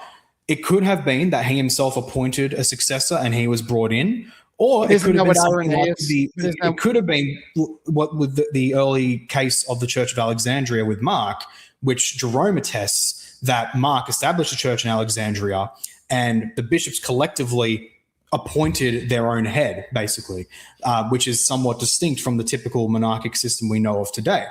So all that to say, we could grant that there was a singular head in a sense, but the question is, a singular head does not necessitate a properly distinct holy order. That's the contention I have. Well, okay, so then let's break that down, because these other bishops, so you're claiming these other bishops are not just they're equal to a presbyter. These other bishops that Linus and Anacletus or Clement were ordaining, they may have been called bishops, but they weren't bishops in the sense of a third holy order. They were bishops in the sense of they're just other presbyters. I would say I like to frame it the other way around, that actually the episcopate was there from the beginning. It's actually the presbyterate as a distinct lower middle way between episcopate and deacon, that was actually the development. So I believe the episcopate was all the way since the beginning, since the time of the apostles, by explicit apostolic intention, and it exists today. So in that regard, I think I might have lost track slightly of what you said. Could you repeat it quickly? So, I mean, you acknowledge that there may be a head. You use the word head, so I'm going to use your word. There may be a head that has these others. You agreed that probably maybe Linus Anacletus started ordaining other people regionally because the church was growing. I mean, and it's illegal. You can't just walk on the streets and talk about Jesus and hand out chick tracts. I mean, you got to actually, do things smart. So they're ordaining other leaders. These other leaders, are they just simply presbyters, or are they actually bishops? What are they? Because if they're bishops over these other places, are you saying that bishop that Linus ordained, let's just say to the west end of Rome, is he a presbyter and a bishop one and the same, or is he equal to what is he? Even though you keep calling him a bishop, you're saying these are other bishops. But what does Yes. that mean? So that's the second office or the third office that these other people are? It's fundamentally, here's the thing, it's fundamentally the same holy order, again, just like with bishop versus archbishop. And so in that regard, they would ordinarily have the power to ordain, unlike with a presbyter today, for example. And so in that light, that's basically what I would say. And in the time of Linus in particular, it's entirely possible. In fact, we actually do, there's certain discrepancies with Roman episcopal lists that actually somewhat hint towards the less than absolutely established nature of the very first bishops of Rome. So we have Irenaeus's list, for example. Okay, so he speaks of Linus, then Anacletus, then Clement, so on and so forth. Now, we have with Tertullian, he doesn't give a full list, but Tertullian, curiously, in his On Prescription Against All Heresies, chapter 31, I think, if I remember, where he specifically mentions Peter ordained Clement as a bishop of Rome. Well, that's interesting. Okay, so either we have a different order of bishops between Tertullian and Irenaeus, or perhaps Peter was still alive and Clement was ordained alongside Linus and perhaps by extension Anacletus. So that's kind of interesting. But then we have a third source, which is even more interesting, and that is Epiphanius of Salamis in his Panarion. So in his Panarion, the breadbasket against all heresies, number 27 against the, who was it? I think it's the Carpocratians, I think maybe. He gives his own little brief account about basically about the episcopal succession of Rome. And I think it's somewhere, hang on, that's the wrong document. Hang on, one moment. Epiphanius, Yes, here we go. So in Panarion 27, he actually explicitly states in his succession list, Peter and Paul. Okay, so Peter and Paul, they jointly ruled in a sense, and Irenaeus says the same. Then Epiphanius says Linus and Cletus, and then he says Clement, Evaristus, Alexander, etc. So interestingly, and there's prior comments to that kind of elucidate his point on it, Epiphanius actually attests that we had Linus and Cletus as co-rulers. And again, note, Cletus, not Anacletus, maybe a name difference, maybe there's debates there. Yeah. But it's probably very much. Probably, yeah. Just a few letters difference. But point being, Epiphanius actually puts them as co-rulers, which is, if you read Irenaeus very literally, is not quite the case. So I think in light of these discrepancies, we actually have room historically to ask, okay, maybe the early Roman situation wasn't so clean as a bunch of deacons, a bunch of presbyters, and singular guy at the top in one holy order, in one succession from Peter and Paul onwards. I think that data actually gives us room to inquire in light also of First Clement, and I'd love to talk about that next if you'd like, that actually early Rome's rule was probably more collective, minimally, perhaps, with just Linus and Cletus as co-bishops, but then obviously very soon afterwards, no dispute there, it coalesced into one overall bishop. Yeah, so I take a different approach on that. I think that we all agree that those names are there, and yes, the order is different in some places. Like you said, Tertullian just goes straight to Clement. Maybe he's focusing just on prominent leaders, and I don't think anybody would argue that Linus and Anacletus's bishopric was very short. Linus had a very, very short bishopric, and obviously Linus, according to when you look at tradition, he's the same Linus that Paul talks about in 2 Timothy. And then obviously Clement is the same Clement that Paul talked about in Philippians. So clearly these two men were alive in the lifetime of Peter and Paul. Anacletus or Cletus, whatever name you want to use there, we don't really know much about him, but they obviously were all alive. If we can assume that Clement, who came after, and Linus, who came before, were alive with Peter and Paul, then Anacletus was alive with them too. And so it would have been a different situation in my mind if the apostles are still living and they're setting up their successors. And they may have ordained all three of them. And maybe they had you and I both are speaking into silence here. So I'm just giving some hypothetical situations. May have ordained all three of them and wanted it to be in a certain order. Linus obviously came next in a lot of people's lists. And obviously Tertullian completely skips. But maybe Linus was just supposed to be next, and then they had set it up like whoever's going to die if this happens in this scenario, we don't know what Peter and Paul said or did with these men, but they are in the list that are distinct from any other men in the city. And even the way they're buried, if you believe in the tombs of under the Vatican, where St. Peter's Basilica, where they found the relics of St. Peter, you have inscripted tombs right next to where Peter's bones were found of Linus, or at least a spelling similar to Linus, and Cletus or Anacletus, and a similar spelling, if you believe that's them. Some people don't. So obviously these individuals held something more than just, a regular normal Joe that was just on the streets of Rome or leading in the Church of Rome, or just another deacon. And I would think that you would agree that when you're talking about Ignatius, and we'll get to First Clement, I swear we're not going to, but like when he's addressing leaders, he is distinguishing these offices from each other. Absolutely. But these offices are consistent with, and like I said, these men like Hegesippus, I mean, he goes back to James, he goes back to Peter and Paul. These lists from Eusebius and Jerome, they're all saying the same thing about the East and the West, not just Rome, the East and the West. These are names that Ignatius is actually putting in real time, and he's addressing a bishop that is distinct from the names of the presbyters in the church. So why does that not harmonize? Why does that not harmonize with that time period? Because it's not much different in periods. Well, no, that's where the contention would come over. Well, we can talk about the New Testament text, we can talk about the Didache, but also in particular, First Clement. An assumption that I've seen you give with respect to Ignatius, and without these bishop, presbyter, and deacon, the church is not so called in the Greek. That interpretation I'd like to challenge soon. But to step back to my overall point is that you're saying, okay, well, there's something clearly special about Linus, Anna/Cletus, Clement, so on and so forth.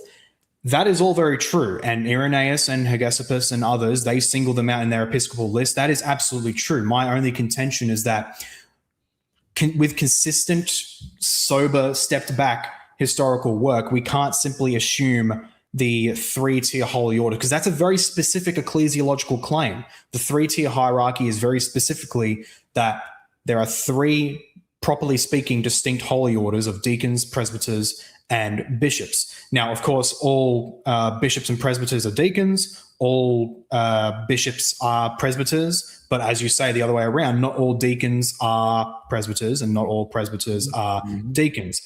That's a very specific episcopal structure. And from the development of the church in the many regions throughout the world, we know that we can have, in a sense, distinct positions, and yet they're still considered within the same holy order, even if they have technically separate authority, even if they have different levels of prestige. That's why I, again, keep coming back to the archbishop/bishop distinction, where that can't actually be discounted just by reading the Irenaeus' list, because Irenaeus' list, he doesn't give us the exact details. He doesn't tell us, oh, by the way, this was the sole bishop of Rome, in the sense that he was the only one with that holy order above all the other lesser, quote unquote, bishops or presbyters. But he does call it the office. Holy order sense. But he does call it the office bishop in the singular. He does call it that, but he doesn't specifically say these are the only ones, because again, his intent was to speak of the pedigree of teaching. And if we hypothetically grant that Irenaeus knew of multiple bishops of Rome co-ruling at the same time in the same holy order, that has no concern for what he's saying there. He could easily just pick one, and it would be more efficient that way, because again, better to name one line of clear leaders versus naming everyone in every single generation. That's totally compatible with what he's doing, because he's not making a specific claim. Even if he does believe it at that time himself, he's not making a specific claim about these were the only ones in this holy order. And I submit, given the differences in the lists, the ambiguities there, and if we want to get onto that now, First Clement, I believe that's actually a necessary reading we must take. But I do think that the position you're taking about Irenaeus, that would be intriguing if he was the only one. But even then, I think that we should just take the plain reading. And I mean, you can have people disagreeing with the audience if you want. I'm taking the plain reading of Irenaeus. You're assuming there may have been more. And my point is he has made it very clear. He's speaking in the singular. An office of a bishop was laid hands on.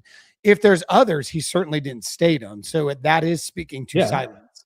And he's not the only one that made these lists. And I think you know that. We talked about it. Yes. Hegesippus has a list. You just mentioned, of Salamis has his. Epiphanes Salamis has his. There's also others. Jerome has his list. Eusebius puts out his list. We have multiple Liberian lists. catalog, which is wildly different. So there's a lot of lists, and they're all speaking to a threefold ministry view in relation to a bishop of a specific, like Smyrna or Ephesus or Rome.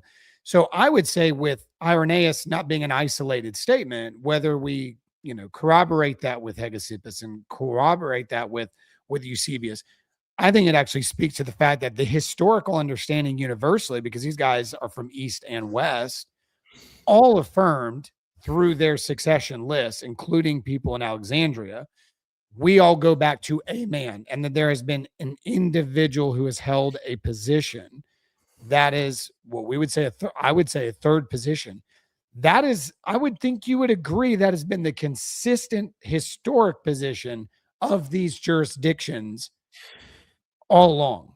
Now, I know you're going to dispute that from the internal text, but the list from these historians, whether they're talking about Eusebius or Hegesippus, they clearly believe that these individuals in different regions had an individual who was overseeing these jurisdictions and was ordained to do so, distinct from presbyters.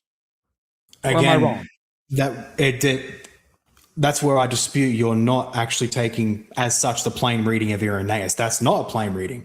The plain reading is Irenaeus saying Peter and Paul, they ordained Linus. Linus ordained this guy, so on and so forth. That's what the plain reading is, that Peter and Paul followed by Linus, followed by this guy, so on and so forth. That doesn't tell us whether they were exclusive, whether they were alone in a sense in the same holy order, and whether they were totally equal, or if Linus and what have you, they were in a way above that.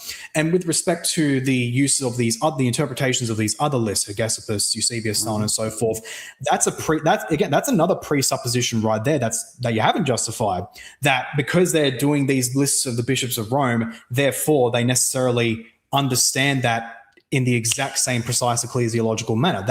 That is a presupposition. That's actually not necessarily proven. And that's why I'm pointing specifically to the nature of, well, what is Irenaeus trying to argue? What is he saying? That's why in that point, he's not strictly arguing about episcopal succession qua validity of orders or who was necessarily the only one in this episcopal see. Again, what's his purpose there? His purpose is demonstrating pedigree of teaching, and it can easily be read of him as saying, here were these guys who were especially preeminent in the Church of Rome, even though technically they were of the same holy order, even if, again, they had distinct powers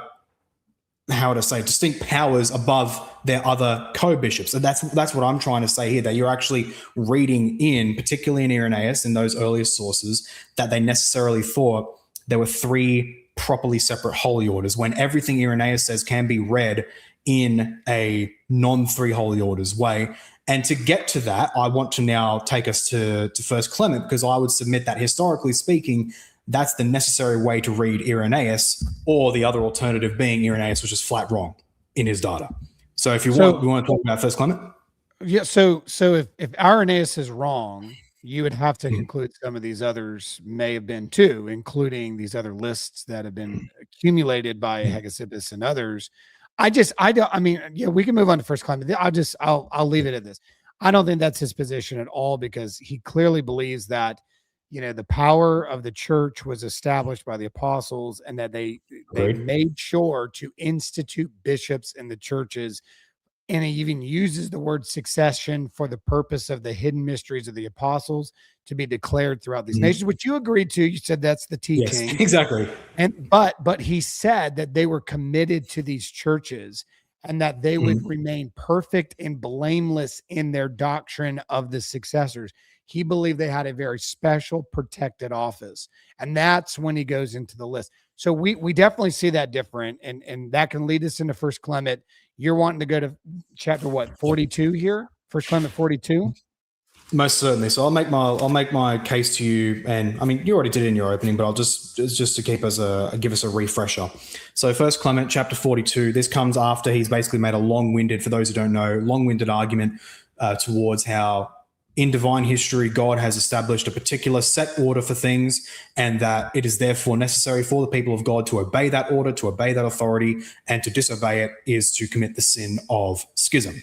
And that is where he leads now into chapter 42, where he specifically talks about, okay, what was the order of the church that the apostles established? Mm-hmm. So he says, quote, "The apostles received the gospel for us from the Lord Jesus Christ. Jesus the Christ was sent forth from God. So then Christ is from God and the apostles are from Christ. Both therefore came of the will of God in good order, having therefore received their orders and being fully assured by the resurrection of our Lord Jesus Christ and full of faith in the word of God, they went forth with the firm assurance that the Holy Spirit gives, preaching the good news that the kingdom of God was about to come.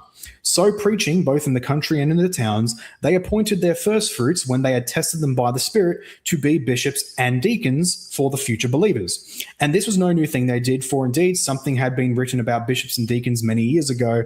For somewhere thus says the scripture, I will appoint their bishops in righteousness and their deacons in faith. And as a brief comment, I love how he just says, oh, it's written somewhere that it says there. I don't remember right now, but it's almost source, trust me, bro, basically. And so in that light, he then goes on to chapter 44, where he gives the conclusion for this. What's the implication of this? He says, our apostles likewise knew through our Lord Jesus Christ that there would be strife over the bishop's office. For this reason, therefore, having received complete foreknowledge, they appointed the leaders mentioned earlier, and afterwards they gave the officers a permanent character. That is, if they should die, other approved men should succeed to their ministry. These, therefore, who were appointed by them or later on by other reputable men with the consent of the whole church, and who have ministered to the flock of Christ blamelessly, humbly, peaceably, and unselfishly, and for a long time have been well spoken of by all, these we consider to be unjustly removed from their ministry. And he says, for it will be no small sin of us if we depose from the bishop's office those who have offered the gifts blamelessly in holiness. And then he says, blessed are those presbyters who have gone on ahead, who took their departure at a mature and fruitful age, for they no longer fear that someone may remove them from their established place. So the TLDR with this is that in First Clement's own schema, in chapter 42, the apostles went around to many places, and in their stead, they appointed bishops and deacons, quote, for the future believers. So the permanence of their ministry was, strictly speaking, intended to those two offices, bishops and deacons, that these would perpetually minister to the believers to the future. And then in chapter 44, he will speak of how they established a very basic rule that if any of those leaders were to die, new ones would take their place. That would be the permanent character of the office. So the intention in First Clement, I mean, for one, this is probably one of the best kinds of, okay, what was the intention with how many holy orders you can get? Chapter 42 of First Clement is just, here's the holy orders that the apostles established for permanence into the future. And he just says bishops and deacons. So that's just a straight up two holy orders established for permanence. No statement that, oh, therefore there couldn't be another order established for prudential reasons, like with what Jerome says, strife arose among multiple leaders, and so they had to make one to guide that, to keep order, basically. No statement that that's illegitimate, but simply that what the apostles themselves did, their fundamental basic intention, bishops who lead the church, deacons who serve the church. And so read in that light, combined with First Clement presenting itself in plural language, we say this, we implore you, we do this, calling itself the Church of Rome rather than the Bishop of Rome, Clement, to the Church of Corinth, that taken together, I believe is abundantly clear that specifically in the Roman context, there were at that time two holy orders, properly speaking, even if there could have been someone like an archbishop at the top in some way. So I'd love to see how you respond with that.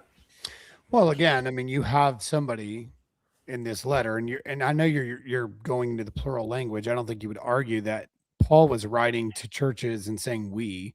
That doesn't mean that there was multiple authorities speaking to that church. Paul was writing from his own. But he named himself. That's the key thing. He named himself. Well, we don't know what was in the inscription, because some of the early inscriptions we have of First Clement do say his name. That's why it's been inscribed to him. Sometimes they don't have to. John does not have definitely not the mainstream manuscript reading, that's for sure. First Clement, that is the inscription in all of the manuscripts we have of First Clement. That's why he's associated with the letter. Not in the text, Okay, in well, the hang on. description. Okay, no. Yeah, so you're talking about on like a specific manuscript, it has a little tag saying Clement. Correct. Yeah. Okay, yeah, but that's the thing. As you said, it's not in the text. That's what I'm pointing at. Well, In the equivalent, in Paul's letters, he will say, "I Paul" or "I Paul and Timothy to this church." And then in other letters, which everyone grants are collectively authorized letters, even if they have a single writer, of course, like the letter of the Council of Nicaea to I think the Church of Egypt. It will explicitly say the bishops gathered at Nicaea to the church at Egypt, and that's obviously meant to be read to the whole church, the many people there. Just taking that very simple logic, reading the beginning of First Clement when it says the church that sojourns in Rome to the church that sojourns in Corinth, that combined with the plural language, combined with the two orders, clearly demonstrates that it was a very much a collective effort with collective authorization. So that's the important thing, not just authorization from the one bishop Clement, but from his co-bishops as well. But I don't think you would argue that even the Church of Rome today with the papacy writes letters to other jurisdictions in the same manner, where a pope makes a declaration and is writing on behalf of his entire magisterial group. I mean, this isn't a unique situation is what I'm getting at. We see this in the writings of First John. There is no name. He doesn't say I'm John. He doesn't even say the elder like he does in Second and Third John. But we can historically take this back to John based on what was ascribed to him. But there must, and of course, I'm a believer in that there was a Johannine group who is working under the authority of John, including a group of scribes. So we have other letters in the New Testament that speak in the plural, writing on behalf of authorities. There's still a leader amongst that group. And my point is, like, even if you look at a lot of the letters of Rome today, with a pope still write to other churches and jurisdictions in the plural, representing the leadership of the entire Church of Rome. But there's still a pope. There's still a leader who is the authority of the church. So I don't know if I think that like that settles some sort of like, well, see, there's a group of leaders. That's true even in a sense when you have a papacy. I'm not saying they did. I'm just saying, like, even in a papacy today, we see that language. Well, here's the problem with that. So that's an objection I first got when I first went into this topic and first made this argument, like, 3 or so years ago. Swan Sonner, he actually gave the same objection, that papal letters do the same thing. They do this royal plural we. Here's the problem. One, we have in our own context, our own knowledge that, okay, there is a single guy who's authoring these things. Second of all, the letters themselves present themselves as, say, the apostolic constitution of John so-and-so, or the motu proprio of Pope Francis, or what have you. The individual signing Bishop of Rome is actually named at the head, often at the end as well, when it says delivered in our pontificate on the St. Peter's Basilica Modern this ones time. are. Blah, blah. Yeah, modern ones are. So there is plural verbiage, but that's what I'm saying. I'm not just relying on plural verbiage. I'm also relying on the fact that the actual letter opening itself, where the particular sender and recipient is named, it gives a plural sender or a collective sender, more strictly speaking. And we can know this especially because when it talks about the church that sojourns in Rome, is it just talking about one particular guy, one bishop, or one schismatic? No, it's talking about the church in Rome, the church in Corinth as a collective, and in particular, the schismatics who cause a schism there. So it's not just the plural pronouns, it's actually that combined with the letter opening, combined with the relation between church that sojourns in Rome, church that sojourns in Corinth, that data taken together, plus with the statement of there were two offices established by the apostles for the permanence of the church, specifically 2, not 3, that combined from the letter's own evidence gives us, and the vagueness of Irenaeus, where he simply says the church sent the letter in the time of this Clement, that gives us very clear data pushing us towards a collective authorship and thus, in a way, collective rulership over the Church of Rome. And later authors who may speak of, Clement specifically wrote this letter, that can very easily be interpreted as, well, look, they came to assume the strict 3-tier hierarchy and they knew Clement was the bishop at this time. And so just by basic inference, Clement was the author, even if strictly speaking, that wasn't true. Well, would you agree with what you just said, that Dionysius, who's a bishop in Corinth, would have that information better than Irenaeus, who was in France? since he's in the church that received the actual letter? That's a good question. That would depend. From memory, didn't Irenaeus go to Rome specifically? Yeah, I mean, he came from that region, but the letter was received in Corinth. I don't think you're disputing that. It sounds like you agree that the letter was sent to Corinth, right? Yes. Yeah, obviously, yes. So, well, I mean, you never know these days, Paul. I mean, I hear the craziest things on the streets, you know, like fabrication and made up stuff. That everything's a myth. So, You still believe in Ignatius, bro? Dionysius writing to Bishop Soter. There's a correspondence between Bishop Soter. He calls him the blessed Bishop Soter. He's reflecting on this letter, saying that they still have a copy of it. They're still reading it and being admonished by it. Like they see it as an authoritative letter. But he says these words, quote, "Today we have kept the Lord's holy day, in which we have read your letter, which we will ever possess to read and to be admonished, even as the former one written to us through Clement," which he obviously believed that there was leaders in Rome who were establishing these letters to be sent. He's not necessarily saying like, Soter, I know with your own hand, you pen these words with your own signature. You know, like, I don't think that's the point that he's making. He's obviously recognizing not that a church was instructing his church. And we're not talking about 500 years later. We're talking about a time really within 100. I mean, I think within a century. Soter was 160. I think it was late 160s, early 170s. So we're talking about that time of 168, 170, somewhere in there. This is about 70 years from the time of, I don't know when you date Clement. I date him around 96. This is about 70. You take an earlier date? I do. So you had the pre-70 or post-70? Pre. What date do you put on First Clement? I don't have an exact one. I just basically go by the opinion that it does mention the temple still in action. I have seen the arguments that it's more of a historical present tense. I don't agree with that for a number of reasons. Well, one reason in particular, but that's for another time. But basically, I do believe it was somewhere before the destruction of the Second Temple. So do you believe it was written, because Peter and Paul were alive for most of the 66, 68. Do you think it was written after they died or before? Because that's going to be important because he talks about it. Exactly. Yeah. After. It has to be after. Yes. Well, again, people think that story's fabricated too. I literally got blocked on somebody's channel one time over this. So I know you don't, but I want people to hear you say that because I don't want people to say that we're a bunch of wackos. So here's the thing. So you believe, because let's just say Peter was best case scenario. Peter and Paul died 66. I think it was closer to 68. Let's say 66. You think it's pre-70. So this was written within 4 years of Paul and Peter's deaths. Probably, yeah. You could possibly massage it, just to add something, you could possibly massage it in light of how long it might take for the news of the Jerusalem temple's destruction to spread.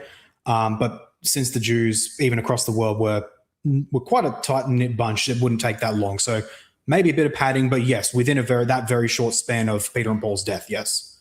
Okay. All right. That's interesting. I clearly take a later date of First Clement. So that would be, so just kind of curious, do you think that the rest of the New Testament is also pre-70? Or do you think I haven't done a specific study in all of them. I think most of it is pre-70. Okay. The Gospels and Revelation kind of up for grabs for me. Not totally sure.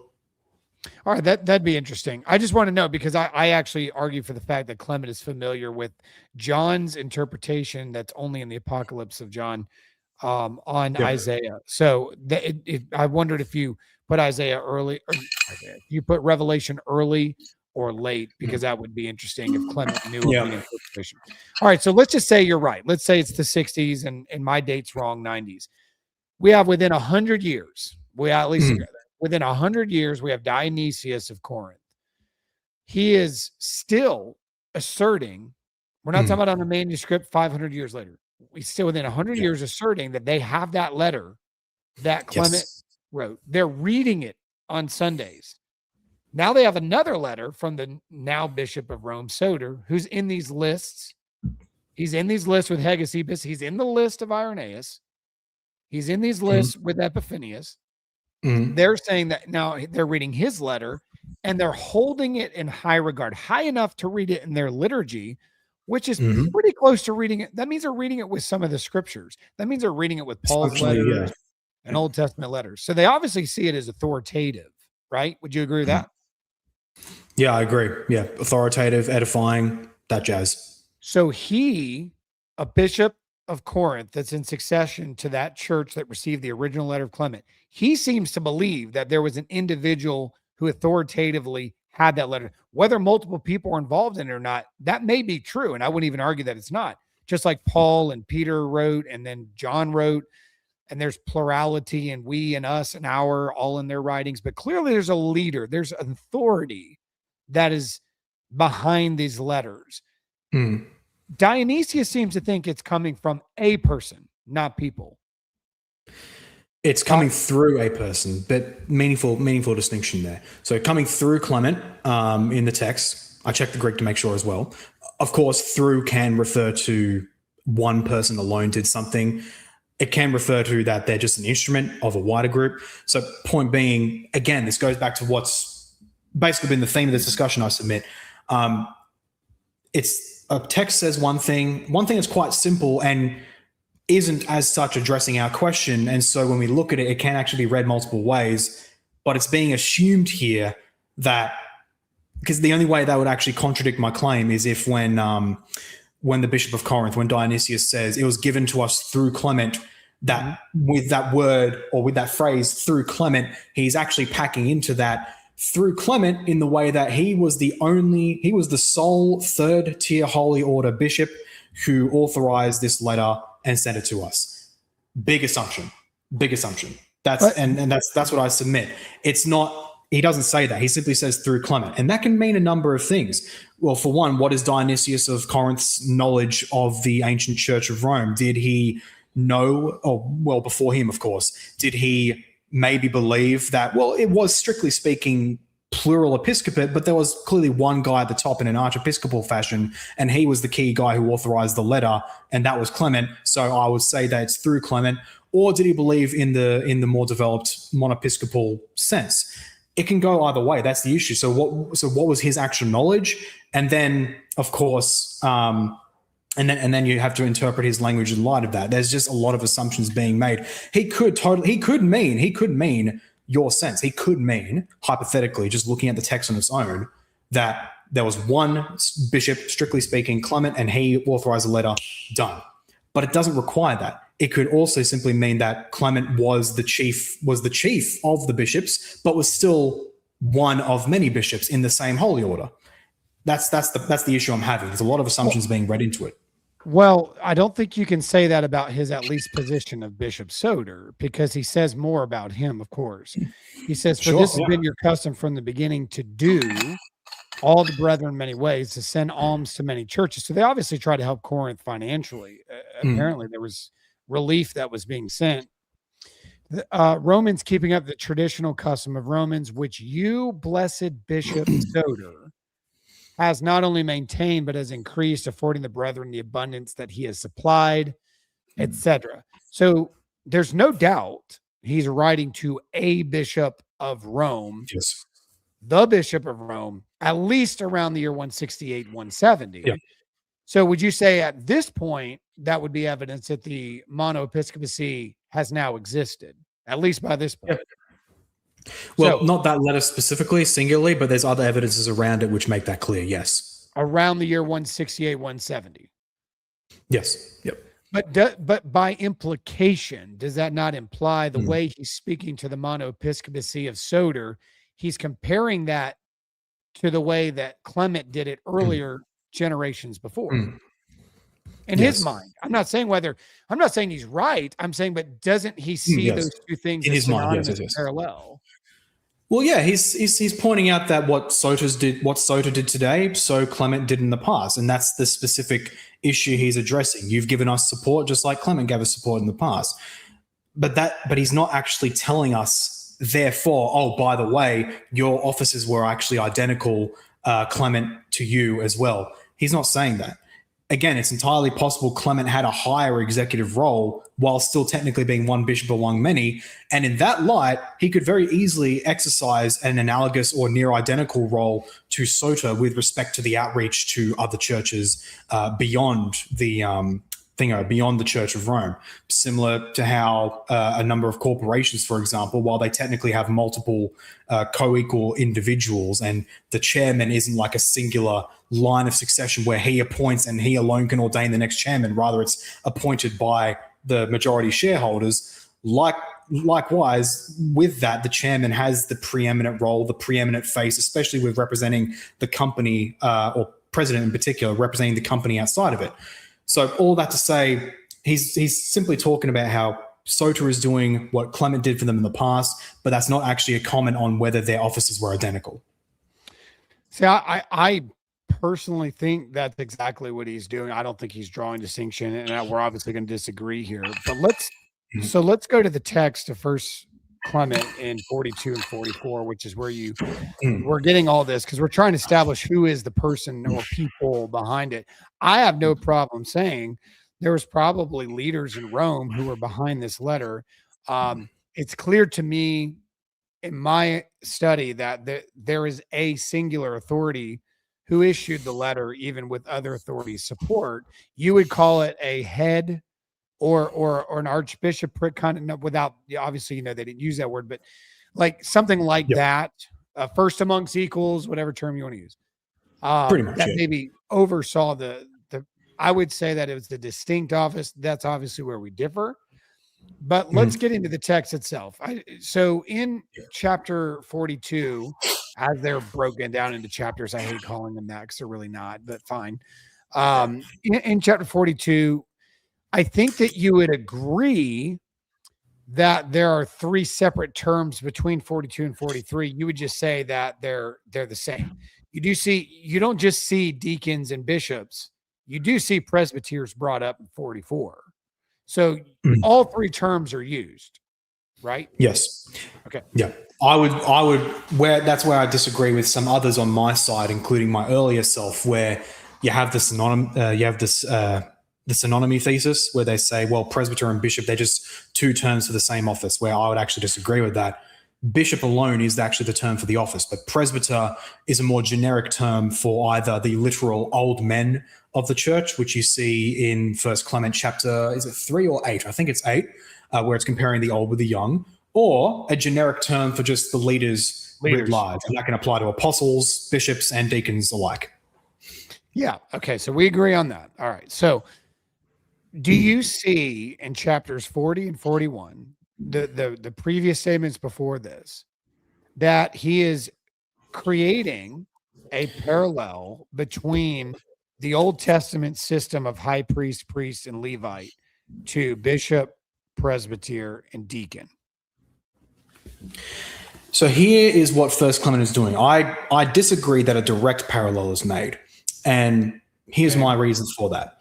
So the whole schema of First Clement is he's establishing, it's a beautiful letter and it's very logical. He's establishing first principles on matters of doctrine and on matters of life, and then he's applying that. So the first half, roughly, or a bit more than that of the letter is almost entirely on what those first principles are. And then chapters 40 onwards are, not quite 40, perhaps chapter 44, maybe 42-ish, is where it gets into the, okay, here's where it applies to us today. And then also, therefore, schism bad. Now, chapter 40, he's very clearly establishing principles. So chapter 40, he's basically saying that God has always from the beginning established a divine order of things. And for that, he points to the example, the historical example, and arguably present example of the temple in Jerusalem, where he says God established these orders. There is the high priest, then there's the priests, then there's the Levites, and the layman is bound by the layman's rules. Okay, so his point with that, his conclusion from that is from the start of chapter 41. Again, chapter, as you rightly know, it wasn't chapter divisions then, so it's a natural flow on. So right after that, he concludes from that, therefore, let each of you brothers give thanks to God with your own group, maintaining a good conscience, not overstepping the designated rule of his ministry, but acting with reverence. Now, so what's he doing there? He's establishing a principle. God has ordained specific orders of how things are to be done. Therefore, you are to maintain the position that you're put in and do not overstep that. Okay. What he's not doing from that is saying, therefore, just as there's high priest, and Levite, likewise there's bishop, presbyter, and deacon. That's not what he's arguing. He's not establishing an official parallel in that regard, that there's a typological parallel between the three offices then and the three offices today in that sense of continuity. He's rather using that example from the Old Temple as the principle for why you must maintain and stay within your designated order. And then after that, he then says, okay, so what are the church's orders? If he was simply in chapter 40 establishing, there's high priest, and Levite, and by the way, that's the church order, chapter 42 would be a bit redundant. And furthermore, chapter 42, when we read it in light of, okay, principles established, here's how things actually are, it makes a lot more sense, because then you'd have to contend with, well, on the one hand, he's saying there's actually three orders, high priest, and bishop. But then in chapter 42, he's explicitly saying the apostles established two offices for the perpetual governance of believers. You create a very unnecessary tension there. But when you read chapter 40 as establishing principles, and it's not meant to be rigidly like we have a high priest, we have a Levite today, it's just establishing principles. You must maintain the order that God gives. And then chapter 42 is saying, here's the order that God gave for the church. I think that's the only proper way to read the passage.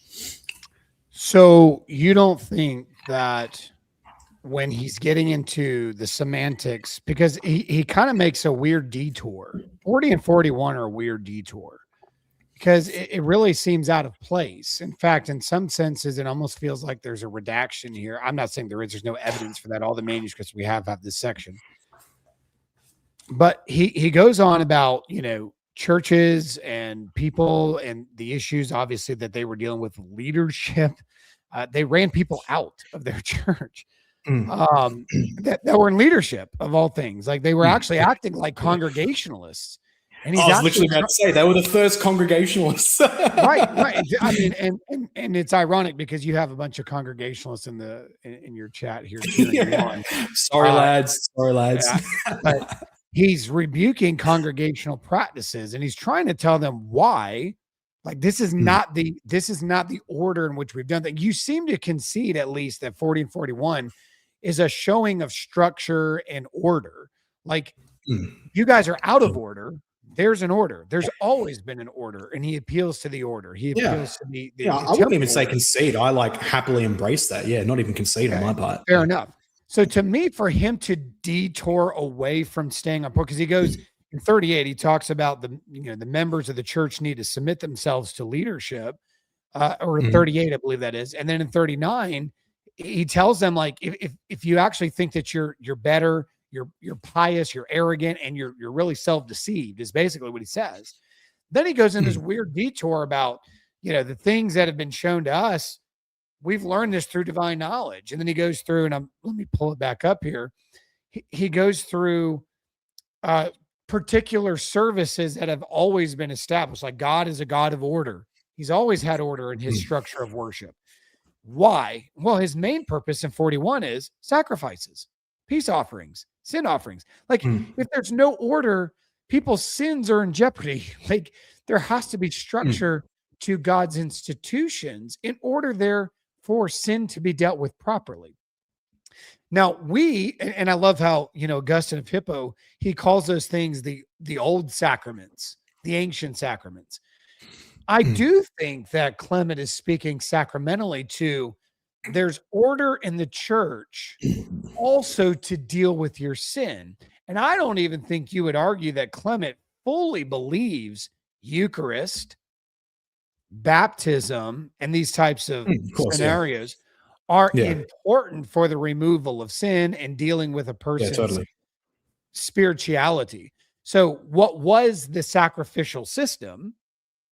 the slaying of animals and the shedding of blood to deal with the subject of sin, peace offerings and sin offerings and all that, had to go through that system. Now he's saying that is the way God kept order so that sin is dealt with in his holy people, Israel. Yep. The apostles preached the gospel of the Lord Jesus to us and appointed an orderly way as well by God's will. And then he obviously, as you pointed out, they had like foresight that people would start trying to take over this office. So they established leadership and structure and order.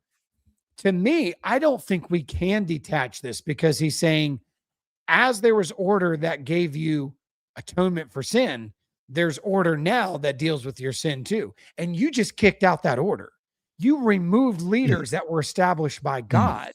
So I do think that there is a very organic parallel with the high priest, and Levite to that of a bishop, presbyter, deacon, because he's attaching it to the old system, saying the old sacraments worked with this system, the new sacraments.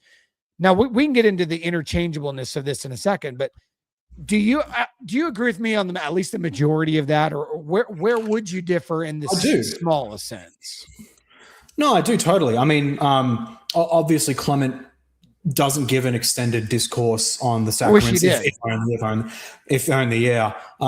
But obviously, just with the context of the surrounding church around him, including the Didache, including Ignatius slightly after, and the New Testament text before him, obviously the sacraments were a real and essential thing to the church. So that's something that can obviously be presupposed. And he, of course, talks about the giving of the gifts in chapter 44, I believe, offering the gifts blamelessly. And so, yeah, I totally agree that he is making a general overall parallel where God has established this order. This order is for the good of the church. It's for the good of your sanctification, for the mortification of the flesh.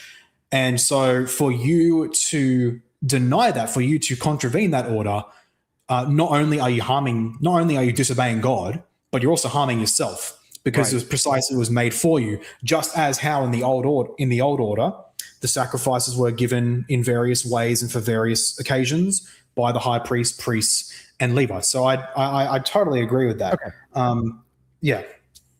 Okay. I want to see, Paul, you and I have been friends for a while now. I just want to see where we agree first. And I don't want to straw man you, because I think that when we're talking in this conversation, we're like 90% there. And then it's the last 10% that we're actually differing on. Would you say that's an accurate assessment? Okay. Okay, maybe a bit larger if you include the whole Bishop of Rome issue, but excluding that. Well, we really haven't even gotten into that. I mean, I think that's exactly. Debate, but exactly. I'm just trying to establish the bishopric in general first before we can even have that, because there's no point in having that debate without this one. But let's take the interchangeableness of, and you conceded that a bishop is always going to be a presbyter. He's always going to be a deacon, because usually that's the way nobody just usually gets ordained to the bishopric. There's usually like a level of like, they were already serving the church in this manner, that manner, etc. What do you think about Chrysostom helping us with this interchangeableness?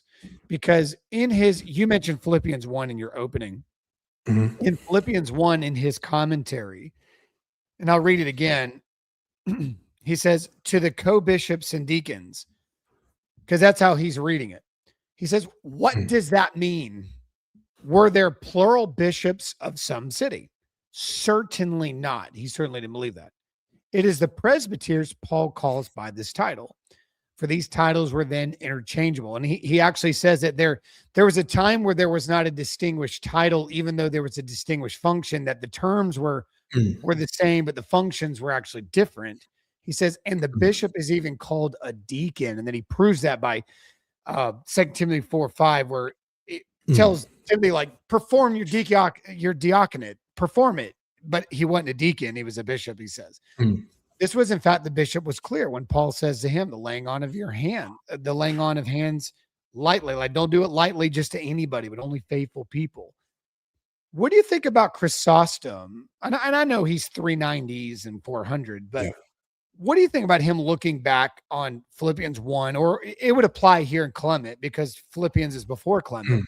He clearly Yeah. believes and agrees with you that there were interchangeable titles for bishops and presbyters, but he actually wants you to know that there weren't plural bishops, even though at Mm. that time there were distinct. So obviously you disagree with him, but what do you think about his insight? Because he's not the only one that has this. I could give other names. Yeah, I think in light of what I haven't done a full study of Chrysostom, but just taking for granted your reading of him and that he did affirm that the three tiers were central to the church. In that light, taking that for granted, I think he's just naturally speculating, where he reads this passage and notably he implicitly concedes that it sounds like there are multiple bishops in Philippi. But then he says, but it's actually not the case because back then the title could be used for multiple offices. So I think in that light, he's very clearly speculating. He's not relying upon privileged historical knowledge of the context of the time. He's operating on the same data that we have and that Jerome had regarding the use of the titles back then. And I would simply disagree with his speculation that there were two offices, but the same titles were used interchangeably. That when you actually really think about that, there's actually two separate offices, but they actually have the same terms applied to them equally. That goes into the level of, okay, sociologically, that's just absurd. That I can't see how that would happen. And it would basically make the thesis unfalsifiable in that regard. Whenever you see bishops and deacons, well, actually bishops denotes two properly separate holy orders, but they happen to be called the same thing. That's where I big time disagree with him. And even then I disagree with the idea that they were just interchangeable titles. Like presbyter, I submit, just wasn't a title at this time. It was just a generic term for leader or elder in the more literal sense. So you do concede that the word presbyter was a little less established, because obviously the same Greek term is used for older men in one sense, and then obviously some sort of leadership in the church. Exactly, yeah. And in fact, I think that very fluid use of presbyter is actually itself evidence of the development of the two offices into three, because you have these two offices, bishop and deacon.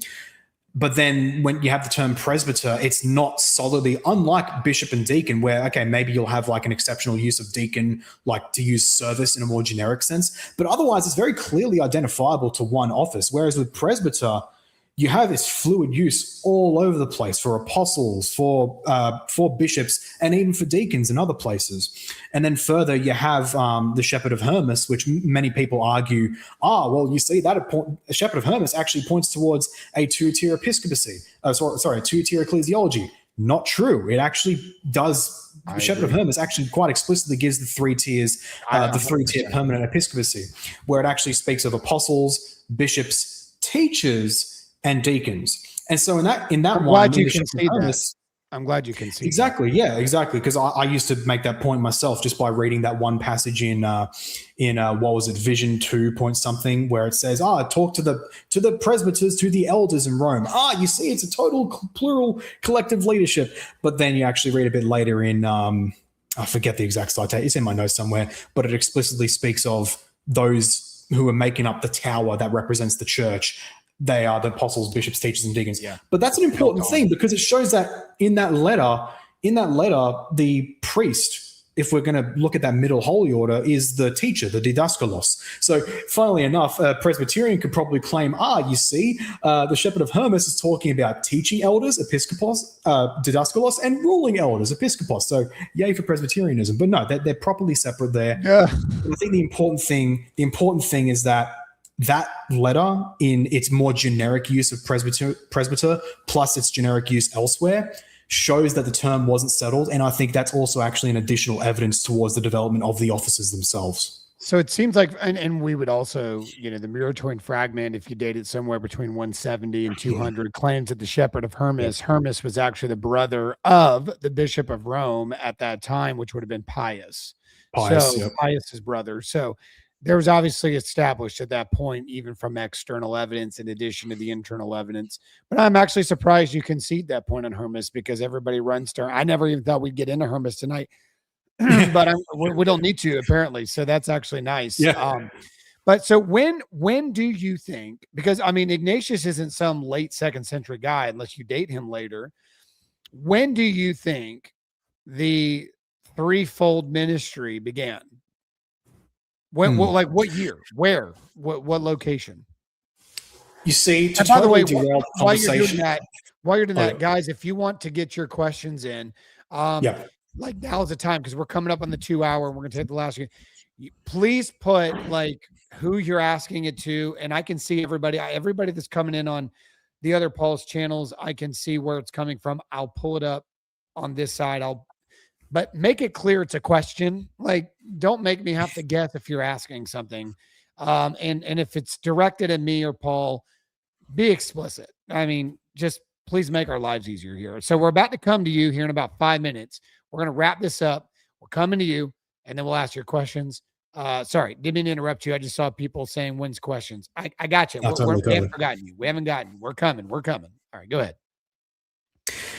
Okay, so to totally derail from your question, it's like the theory of special relativity, okay, where strictly speaking, unlike with Newtonian physics, there isn't one singular now reference point in the universe. There's more like nows, plural. So if you're in one point of space-time, there's a now there, but that can have relative divergence to now in another space. So to link special relativity to early church ecclesiology, 10 out of 10 segue, I don't think we can point to a simple now for a three-tier ecclesiology, where at one point it wasn't the case and now it was the case universally. I don't think that can be done. Rather, it's more reasonable to speak of it emerging in distinct places at different times within a very quick sequence, mind you, given the evidence we do have. I say quick sequence, but we're still talking about like decades, which, that's not exactly a few seconds, but relative to the time and the age of the church, it's a very quick sequence. So I would, in my current speculations, for example, I think one of, if not the earliest places for a clear three-tier ecclesiology distinct from apostles being at the head would be like Asia Minor, where we have sources speaking of, like, for example, John appointed that there were three-tier holy orders basically in Asia Minor in the time of John, not just from Ignatius, but even certain implicit comments by Jerome as well, where he even says that point right there. Do you think that the angels addressed in the seven churches of Asia Minor are that position, or do you take that different? Or do you think they're actually angels? Very possibly. Okay. Very, very possibly. Okay. It's a bit of a speculation, honestly, but I have seen... Well, you said Asia Minor, so I didn't know. You said Asia Minor, exactly, so I didn't know if you were getting that from the seven letters sent to Asia Minor in Revelation, whether these angels, these messengers, were the bishops. That's typically how people understand it. So I didn't know if that's where you were going. So I don't strictly get it from that letter. It's a bit speculative, but I think contextual arguments favor that angels is a more generic human messenger. Then the question becomes, well, who is this messenger? Is it a singular leader in the sense of three totally separate holy orders, or a first among equals type of affair? That can be speculated upon. But at a minimum, other evidence shows that it was actually more advanced by the time of John, minimally, which makes sense. He lives longer than the other apostles. Likewise for Jerusalem, even if hypothetically they only intended that James was to be the apostle at the head of Jerusalem, and then whatever happens after happens, whether it's a singular successor or multiple.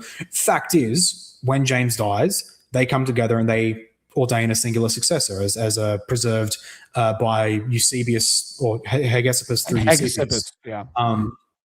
And so it's not a universal now. I do think Rome was certainly later, given the evidence of First Clement, among possibly other evidences, but First Clement in particular. Likewise with Alexandria, while they did get three tiers under Mark, it was probably not in a strict three separate tiers. Jerome attests that Mark established that there would be the deacons, there'd be the presbyters, and the presbyters would actually appoint their own head, basically a chairman of the board type of affair, until the episcopate of what are their names? Heraclius and another guy whose name starts with a D. Then it changed after that. But before then, it was more akin to a chairman of the board type of affair. So in that light, I can't put a single date on when the three-tier episcopate came about. It's rather a question of when did it appear in this region versus that region. And even that is really hard to pin down. So to me, that would take a lot. Like that would take a lot for the universal church to get behind this idea of a monoepiscopacy where the East, the West, North Africa, all come together and say, this is how we want to do it. And there's absolutely no outcry, no anger, no resistance, no broken sectarian groups that come off of that and say, we will not comply. I think that would take a lot. And there's no ecumenical council that establishes the monoepiscopacy. Like there's no group that came together and said, this is the way we're going to start doing it moving forward. So this would have had to happen organically if it happened later. Yeah, totally. So do you think Paul, do you think that John himself may have started this? Did I hear you right? Or maybe I misheard. Did you think it's possible that John may have started this? I'm confident that it happened in his time. I'm confident it existed in his time. Whether he himself instituted it or if the other churches did it themselves and they just said to John, hey, here's how we're doing it now. And John's like, cool, like that. That's a matter of speculation, in my opinion. But on that wider point of its organic emergence, I do believe it doesn't have to take a universal apostolic decree to make it appear everywhere, simply because a singular head leadership system, sociologically speaking, is one of, if not the most natural general mode of human authority. And if we go by what Jerome attests and what others like him say, where, well, distinct leaders, they were starting to get their own little cults of personality. So they came to agree, okay, we just need one guy to bring order. I think it's totally, totally feasible that the churches in a relatively short period of time came to say, look, we need one guy to kind of call the shots to bring some structure in here, just like how we somewhat had that under the apostles. So it's a very natural, easy development. I don't think it's at all a given that there would have been widespread opposition to this. See, I think you're right. And I think that because of what you just said, it's because it happened at the apostles. It happened with the apostles and it happened with their successors. I just don't think there's a gap. Disagree. I know you disagree. That's what we just spent 2 hours on. All right, let's get to some of the questions, Paul. I've got to go backward in time. Let's see. I saw one. You brought up Jerome. Somebody actually brought up Jerome. Let me go back here. Jerome's very interesting on this issue. Here it is. I got it. Question for Dr. Stephen Boyce, spelled with a V. All right, cool. I can go with that. How do you reconcile your view with Jerome says in his letter to Evangelists, specifically Church of Alexandria? How do you read Polycarp on the issue? So I'm assuming that's 2 questions. No, it's 2 separate things, I would hope. To be clear, yeah, separate issues, yeah. I think so. Jerome's not denying bishops at any point. I mean, Paul, you even just mentioned his discussion about these things. So I'm not exactly sure. But as far as Alexandria goes, Jerome's point really is that the presbyters were participating in electing a bishop at the time, not that there was, no bishops at all or anything like that. So if you go to the succession list of Alexandria, at no point do they not have a successor in that line. I don't even know if anybody would disagree with that. They might disagree with the interpretation of that. But Alexandria's lists are pretty easy to trace. In fact, they're about as easy to trace as some of the other, a lot easier than, say, Ethiopia. So Alexandria has never had a vacancy or a Presbyterian government for a while. Polycarp, I'm assuming, is a separate question here. How do you read Polycarp on the issue? Well, Polycarp, remember, he was in charge of the letters that Ignatius wrote. Apparently, Polycarp believed he was entrusted to circulate those letters of Ignatius. And we don't really debate, anybody here, what's going on with Polycarp and Ignatius, because Ignatius clearly had a monoepiscopacy threefold ministry. and Paul, you agree with that too. Mhm. So Mhm. he wrote a letter to Polycarp. Polycarp responds back and talks about the letters that he received and the churches. So I don't think Polycarp actually helped anybody's argument for a twofold as opposed to a threefold, because he'd have been participating with Ignatius in these correspondences and would naturally have agreed with Ignatius, given what he said about Ignatius and his correspondence with them and their friendship. So they clearly were on the same page of the threefold ministry, unless you have a different opinion. Well, on this issue, and look, to be clear, this is assuming that we have what Ignatius wrote. There's actually a lot of scholarship I'm reading coming up that questions whether there was an Ignatius. So to just throw that grenade there for whatever reason, no reason whatsoever, Ignatius clearly affirmed a 3-tier episcopacy. You had me going for like 6 seconds. Like, oh my God, I've heard this before. Oh. I hate you. I love it. Go ahead. You had me for 6 seconds. You had me for 6 seconds.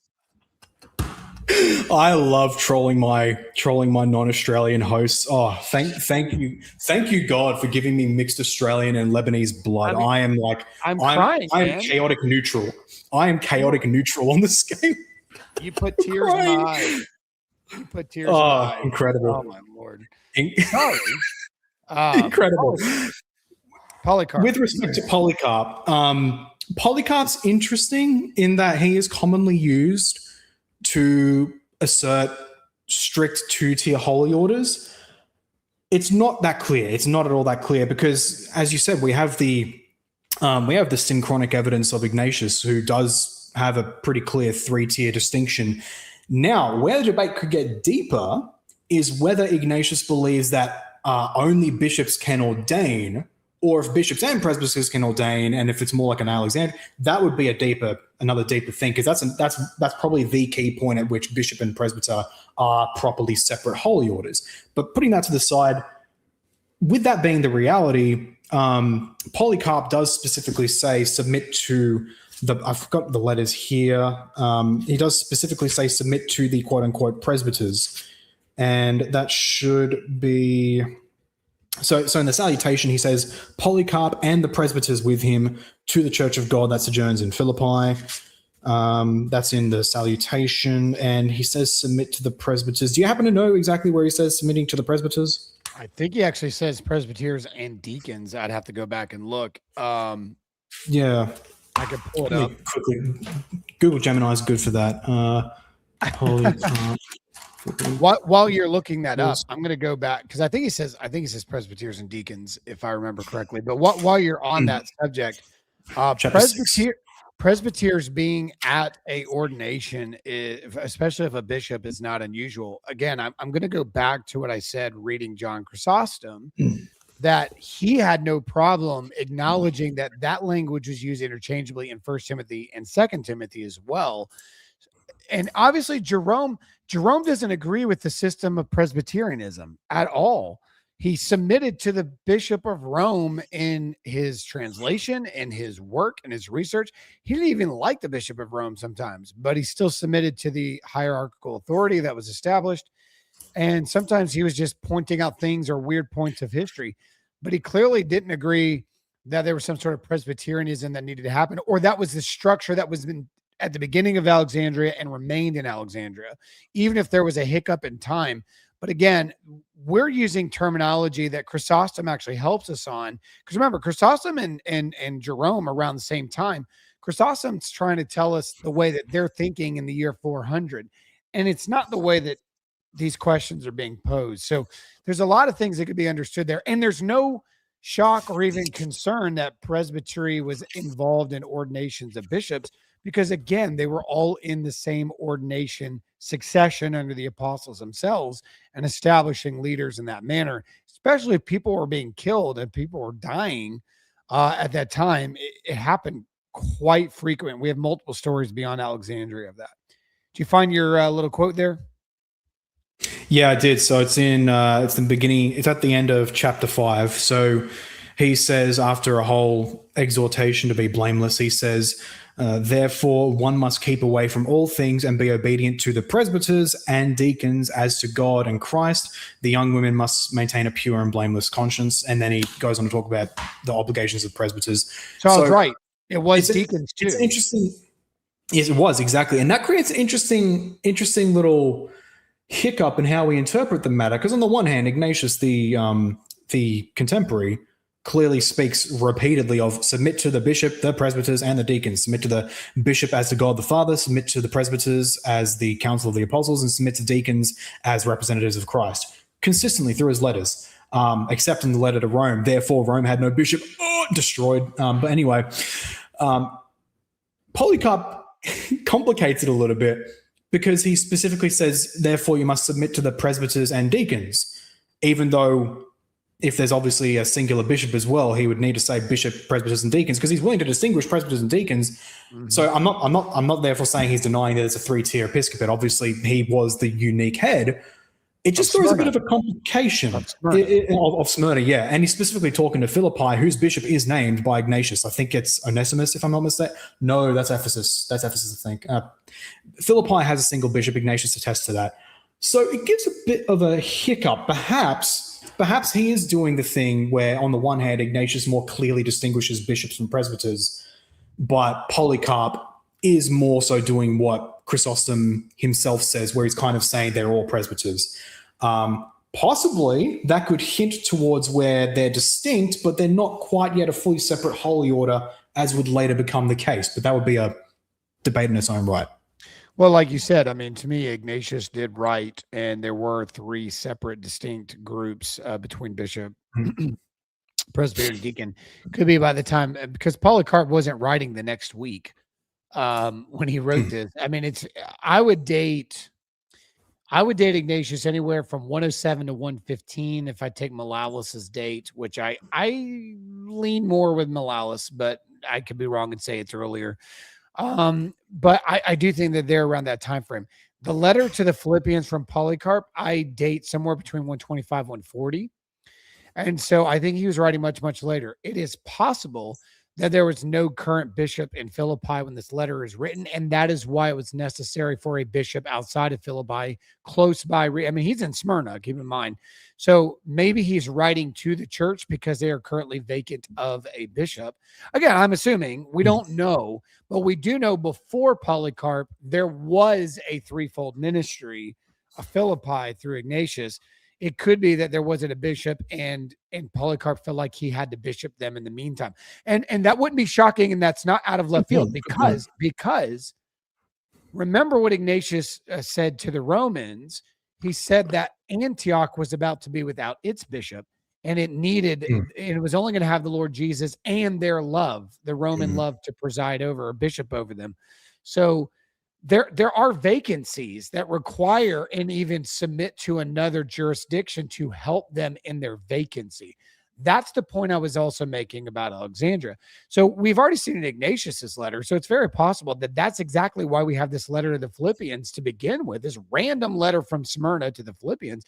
He could be bishoping that church without a bishop at that moment. And in the meantime, he's telling them to submit to their leaders they do have until one is replaced. That would be my position of that. That's actually a really good point. I can't believe I hadn't thought of that. That's actually a very reasonable hypothesis. That's why they pay me the big bucks that I haven't seen yet. All right, let's see here. Let's see. Question for the top. Isn't the logical conclusion of having bishops is the need for one bishop to be in charge? I think you conceded that's possible earlier. I certainly believe that is the case. You said that obviously humanity almost leans that way sometimes, but I would say that is the case, and I think it was meant to be the case. Well, it's not a conclusion on the level of logic. Like, it's not deductive proof. Bishops, therefore, one. So I wouldn't say that. It's sociologically or anthropologically, if you will.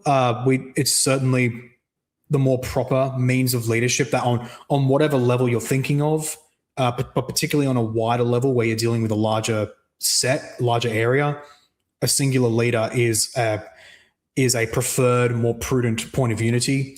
But hypothetically, there could be situations where a more collective, equalized leadership may actually be more optimal for a certain situation. My contention is simply that the apostolic deposit allows for both, even if the singular head one became the norm. Okay. Let's see. I just saw another one. Let me take that one down. Sorry. A question for the top. Chungus Caleb S., one of my moderators. Is your position that the monoepiscopacy is an organic development rather than an apostolic institution undermine the Protestant argument against the papacy as espoused by St. John Henry Newman? No, I don't think so. Especially because I've particularly argued today that Rome early on was plural episcopate.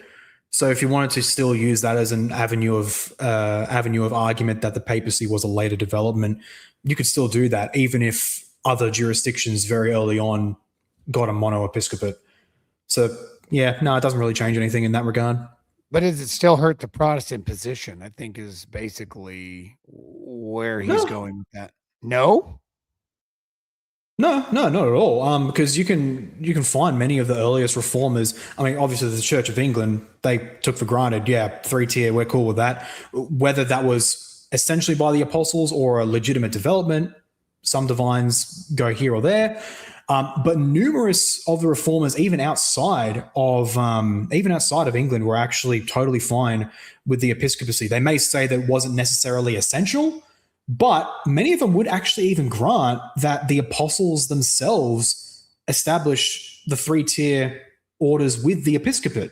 Like Martin Bucer, I believe Bucer and Bullinger, for example, would actually say that. It's not very well known. Many people have the myth that the continental reformers were very strict Presbyterians, and that's actually not the case. They did grant that a Presbyterian order was valid, but they also granted that, well, actually, even the apostles established a 3-tier episcopacy. We just argue that it was by means of ecclesiastical law and not as such by divine law. I recommend people watch my friend Inquisitor. He's on Twitter. Go to his YouTube channel, Western Catholic. Look up his video on Jerome and presbyteral succession. He gives a lot of good receipts in that regard.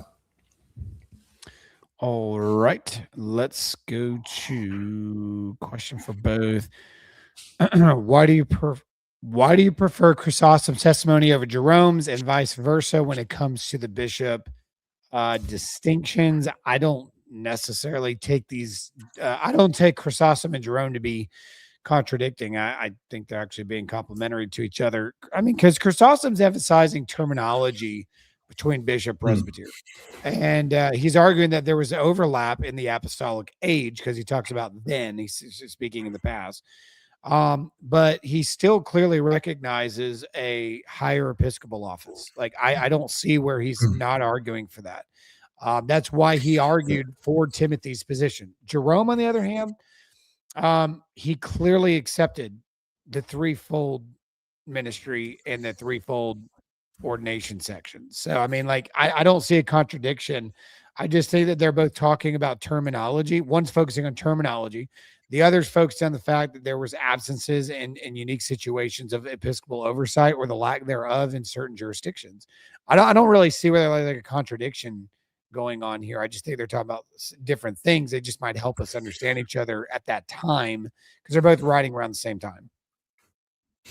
Well, I do think they actually have a bit of a difference. And again, I haven't read Chrysostom directly, so I'm just working on your quotation of him there. But from what you said versus what I've read in Jerome, I think they do actually have a bit of a difference. So Chrysostom, as you mentioned, he says that there weren't actually multiple bishops, properly speaking, in Philippi, just that the name was shared among the holy orders, the bishops and presbyter holy orders. They tended to have names that would go between each other. But Jerome particular, in at least a couple of places, most famously letter 146 to Evangelist, as the earlier questioner asked, he actually does make the sustained argument that the distinction, the split of presbyter from bishop was later in the sense that it actually still happened in the time of the apostles. So he mentions explicitly John and James as examples of that. But his particular argument is that, well, actually, no, bishop and presbyter were one and the same, not just by terminology, but they were actually just the same group, but it's a matter of ecclesiastical law later on, in the time of the apostles, that they would come to be distinguished. And his argument from that is that therefore bishops shouldn't lord over their authority over presbyters like some kind of a dictator, because in the end, their authority comes from the custom of the church and not by a divine dictate. So I think there is a bit of a difference between the two there. And of course, Jerome accepts that the three-tier holy order is a totally valid custom of the church. Therefore, today it must be obeyed. And as you pointed out, he argued it came during the apostles' time. And so he obviously believed it was some post-apostolic creation, which is what a lot of people try to do with Jerome. They're trying to argue it. It's like, you do realize why he's writing that letter he's submitting to the Bishop of Rome. So, including myself once upon a time, I used to do that too. What? Submit to the Bishop of Rome? Oh God, no, never. No, that Jerome. I mean, that's what I just said. I mean, I was. No, you just said right before that some people use Jerome to say that that the apostles, that it was established well after the apostles. It's more an implicit argument. To be clear, it's more of an implicit argument that Jerome says the apostles, quote unquote, he doesn't say in as many words the apostles established the three-tier holy orders. He implicitly shows it by talking about John interacting with bishops and James being appointed bishop. And even in his commentary on Matthew, he specifically says the apostles appointed bishops and presbyters with a distinction. So it's interesting that way. Top trolling about Ignatius and Dr. Boyce saying 6'7" was not on my bingo card for tonight. But you said 6'7". How did I miss that? I think it's because I said you had me going for about 6 or 7 seconds there. I think that's where you go. Oh, it's an Uno reverse card. Oh man, that's what I'm here for. I'm here for jokes, even when I don't mean to. Let's see here. Heck yeah. Let's see here. Feel free to post your questions. There was another one. I accidentally skipped one. I didn't mean to do that. Where was it? Sorry if I skipped you. Oh, sorry. Here it is. There it is. Found it. What a name. Monk Biscuit Barrel. Question for the top. How do Anglicans determine theological truth? What is the final authority when Anglican subgroups, Anglo-Catholics, Evangelical Reformed disagree? I'll let you go first since I'm not an Anglican anymore, but I'll give my answer later.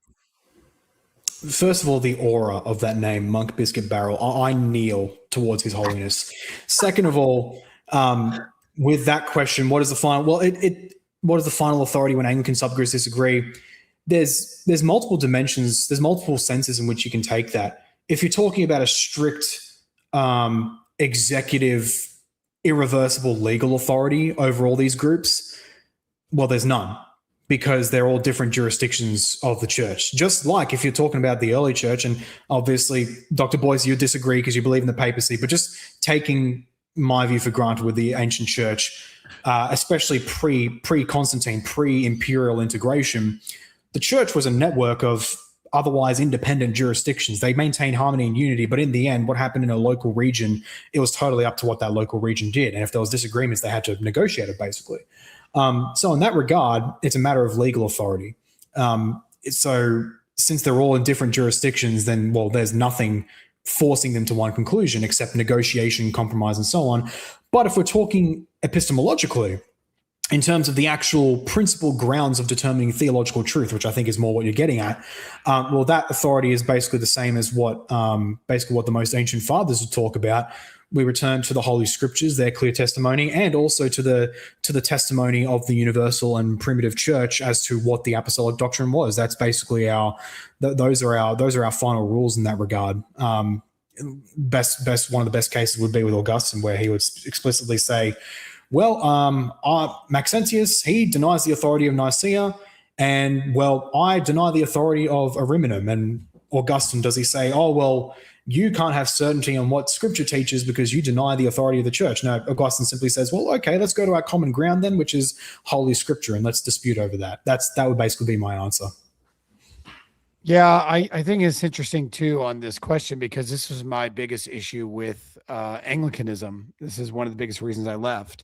I didn't realize how many different Anglican groups there were, not in communion with each other. A lot of Anglo-Catholics will not receive the orders or the confirmations they have to conditionally reordain, conditionally reconfirm. Members, they discourage the taking of Eucharist from other groups, especially with women's orders. So there's quite the division here. One thing that we can agree on is that there is no bishop in Canterbury right now.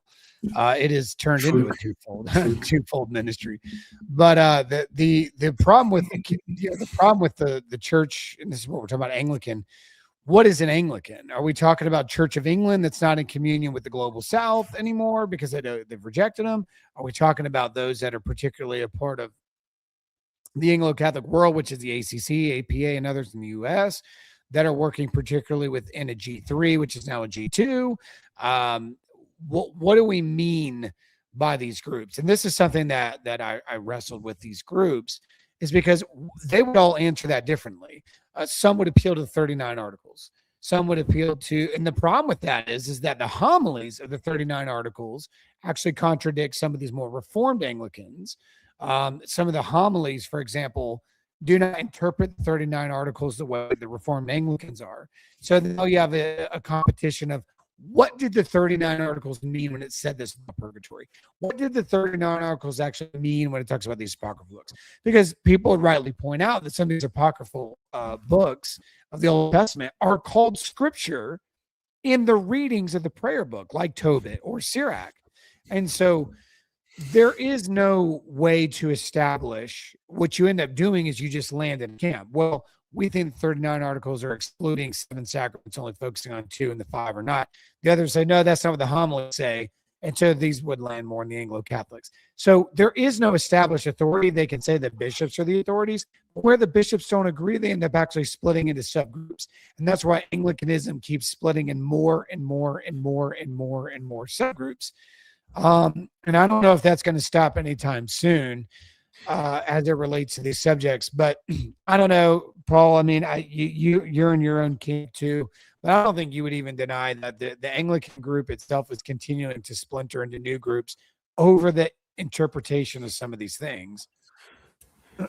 Well, that's where I'd push back on some of the matters of framing, where it's here taken as specifically an Anglican problem. And if we define all of these distinct groups that disagree with each other as Anglican, then we can therefore conclude, oh, look, Anglicanism is divided. And then some will try to use that as an argument for, therefore, Anglicanism is false in terms of as a tradition. Problem is, you can do the same at any level of the church. You could basically take the Eastern argument, who do the same, but with Western Christendom.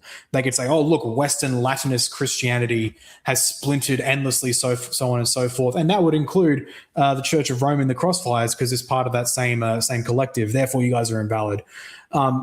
So it's a really easy argument you can make. And then non-Christians can do the same with Christianity in general, where now even the East is in the crossfires, where, well, you guys claim to be Christians, but all these people who claim to be Christians, who claim to be the church, they're all so fundamentally divided and they disagree with each other.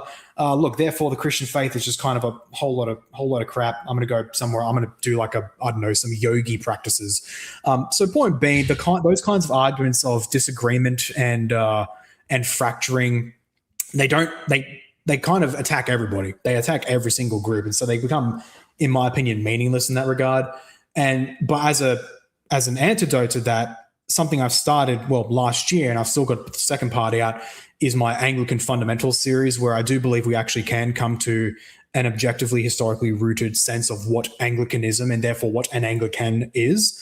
And I've released the first part on my channel already, where I trace the origin of the term and what it meant at the inception of its occurrence in the English religious discourse. So people can find that, my video, What is Anglicanism? You can get a good starting answer there. And the second part will go into the history of the English Reformation itself to kind of get a higher resolution on the definition. Well, my definition is that Anglicans were what they were established in Canterbury in 601, and that was in full communion with the Pope. And that's why I went back to communion with the Pope, because that's when Anglicanism was at its best. So true Anglicans in communion with the Pope, even though we have issues in that, we don't have issues with the doctrine and the magisterium and in who's in charge. And there's not splintering in that regard. We have problems, believe me. Celtic Church supremacy, pre-Augustine of Canterbury. We are the Arimatheans. Let's go, boys. They were disunity. A lot of disunity until 601. There was obviously a church in England before that. All right. So I think we are at our, I'm pretty sure we got 30. We're 2 hour 30 mark, Paul. So it's late here. I don't know I think you're morning. I don't even know what it is over there. What is it? It's just around 12:40 p.m. now, so just around lunchtime. Hey, you can get lunch. Look at you. You've earned a good I lunch. know. I earned a nap. I have. I'm actually quite hungry. So, Paul, good stuff. Appreciate you. Appreciate friendship. Appreciate the Likewise, mate.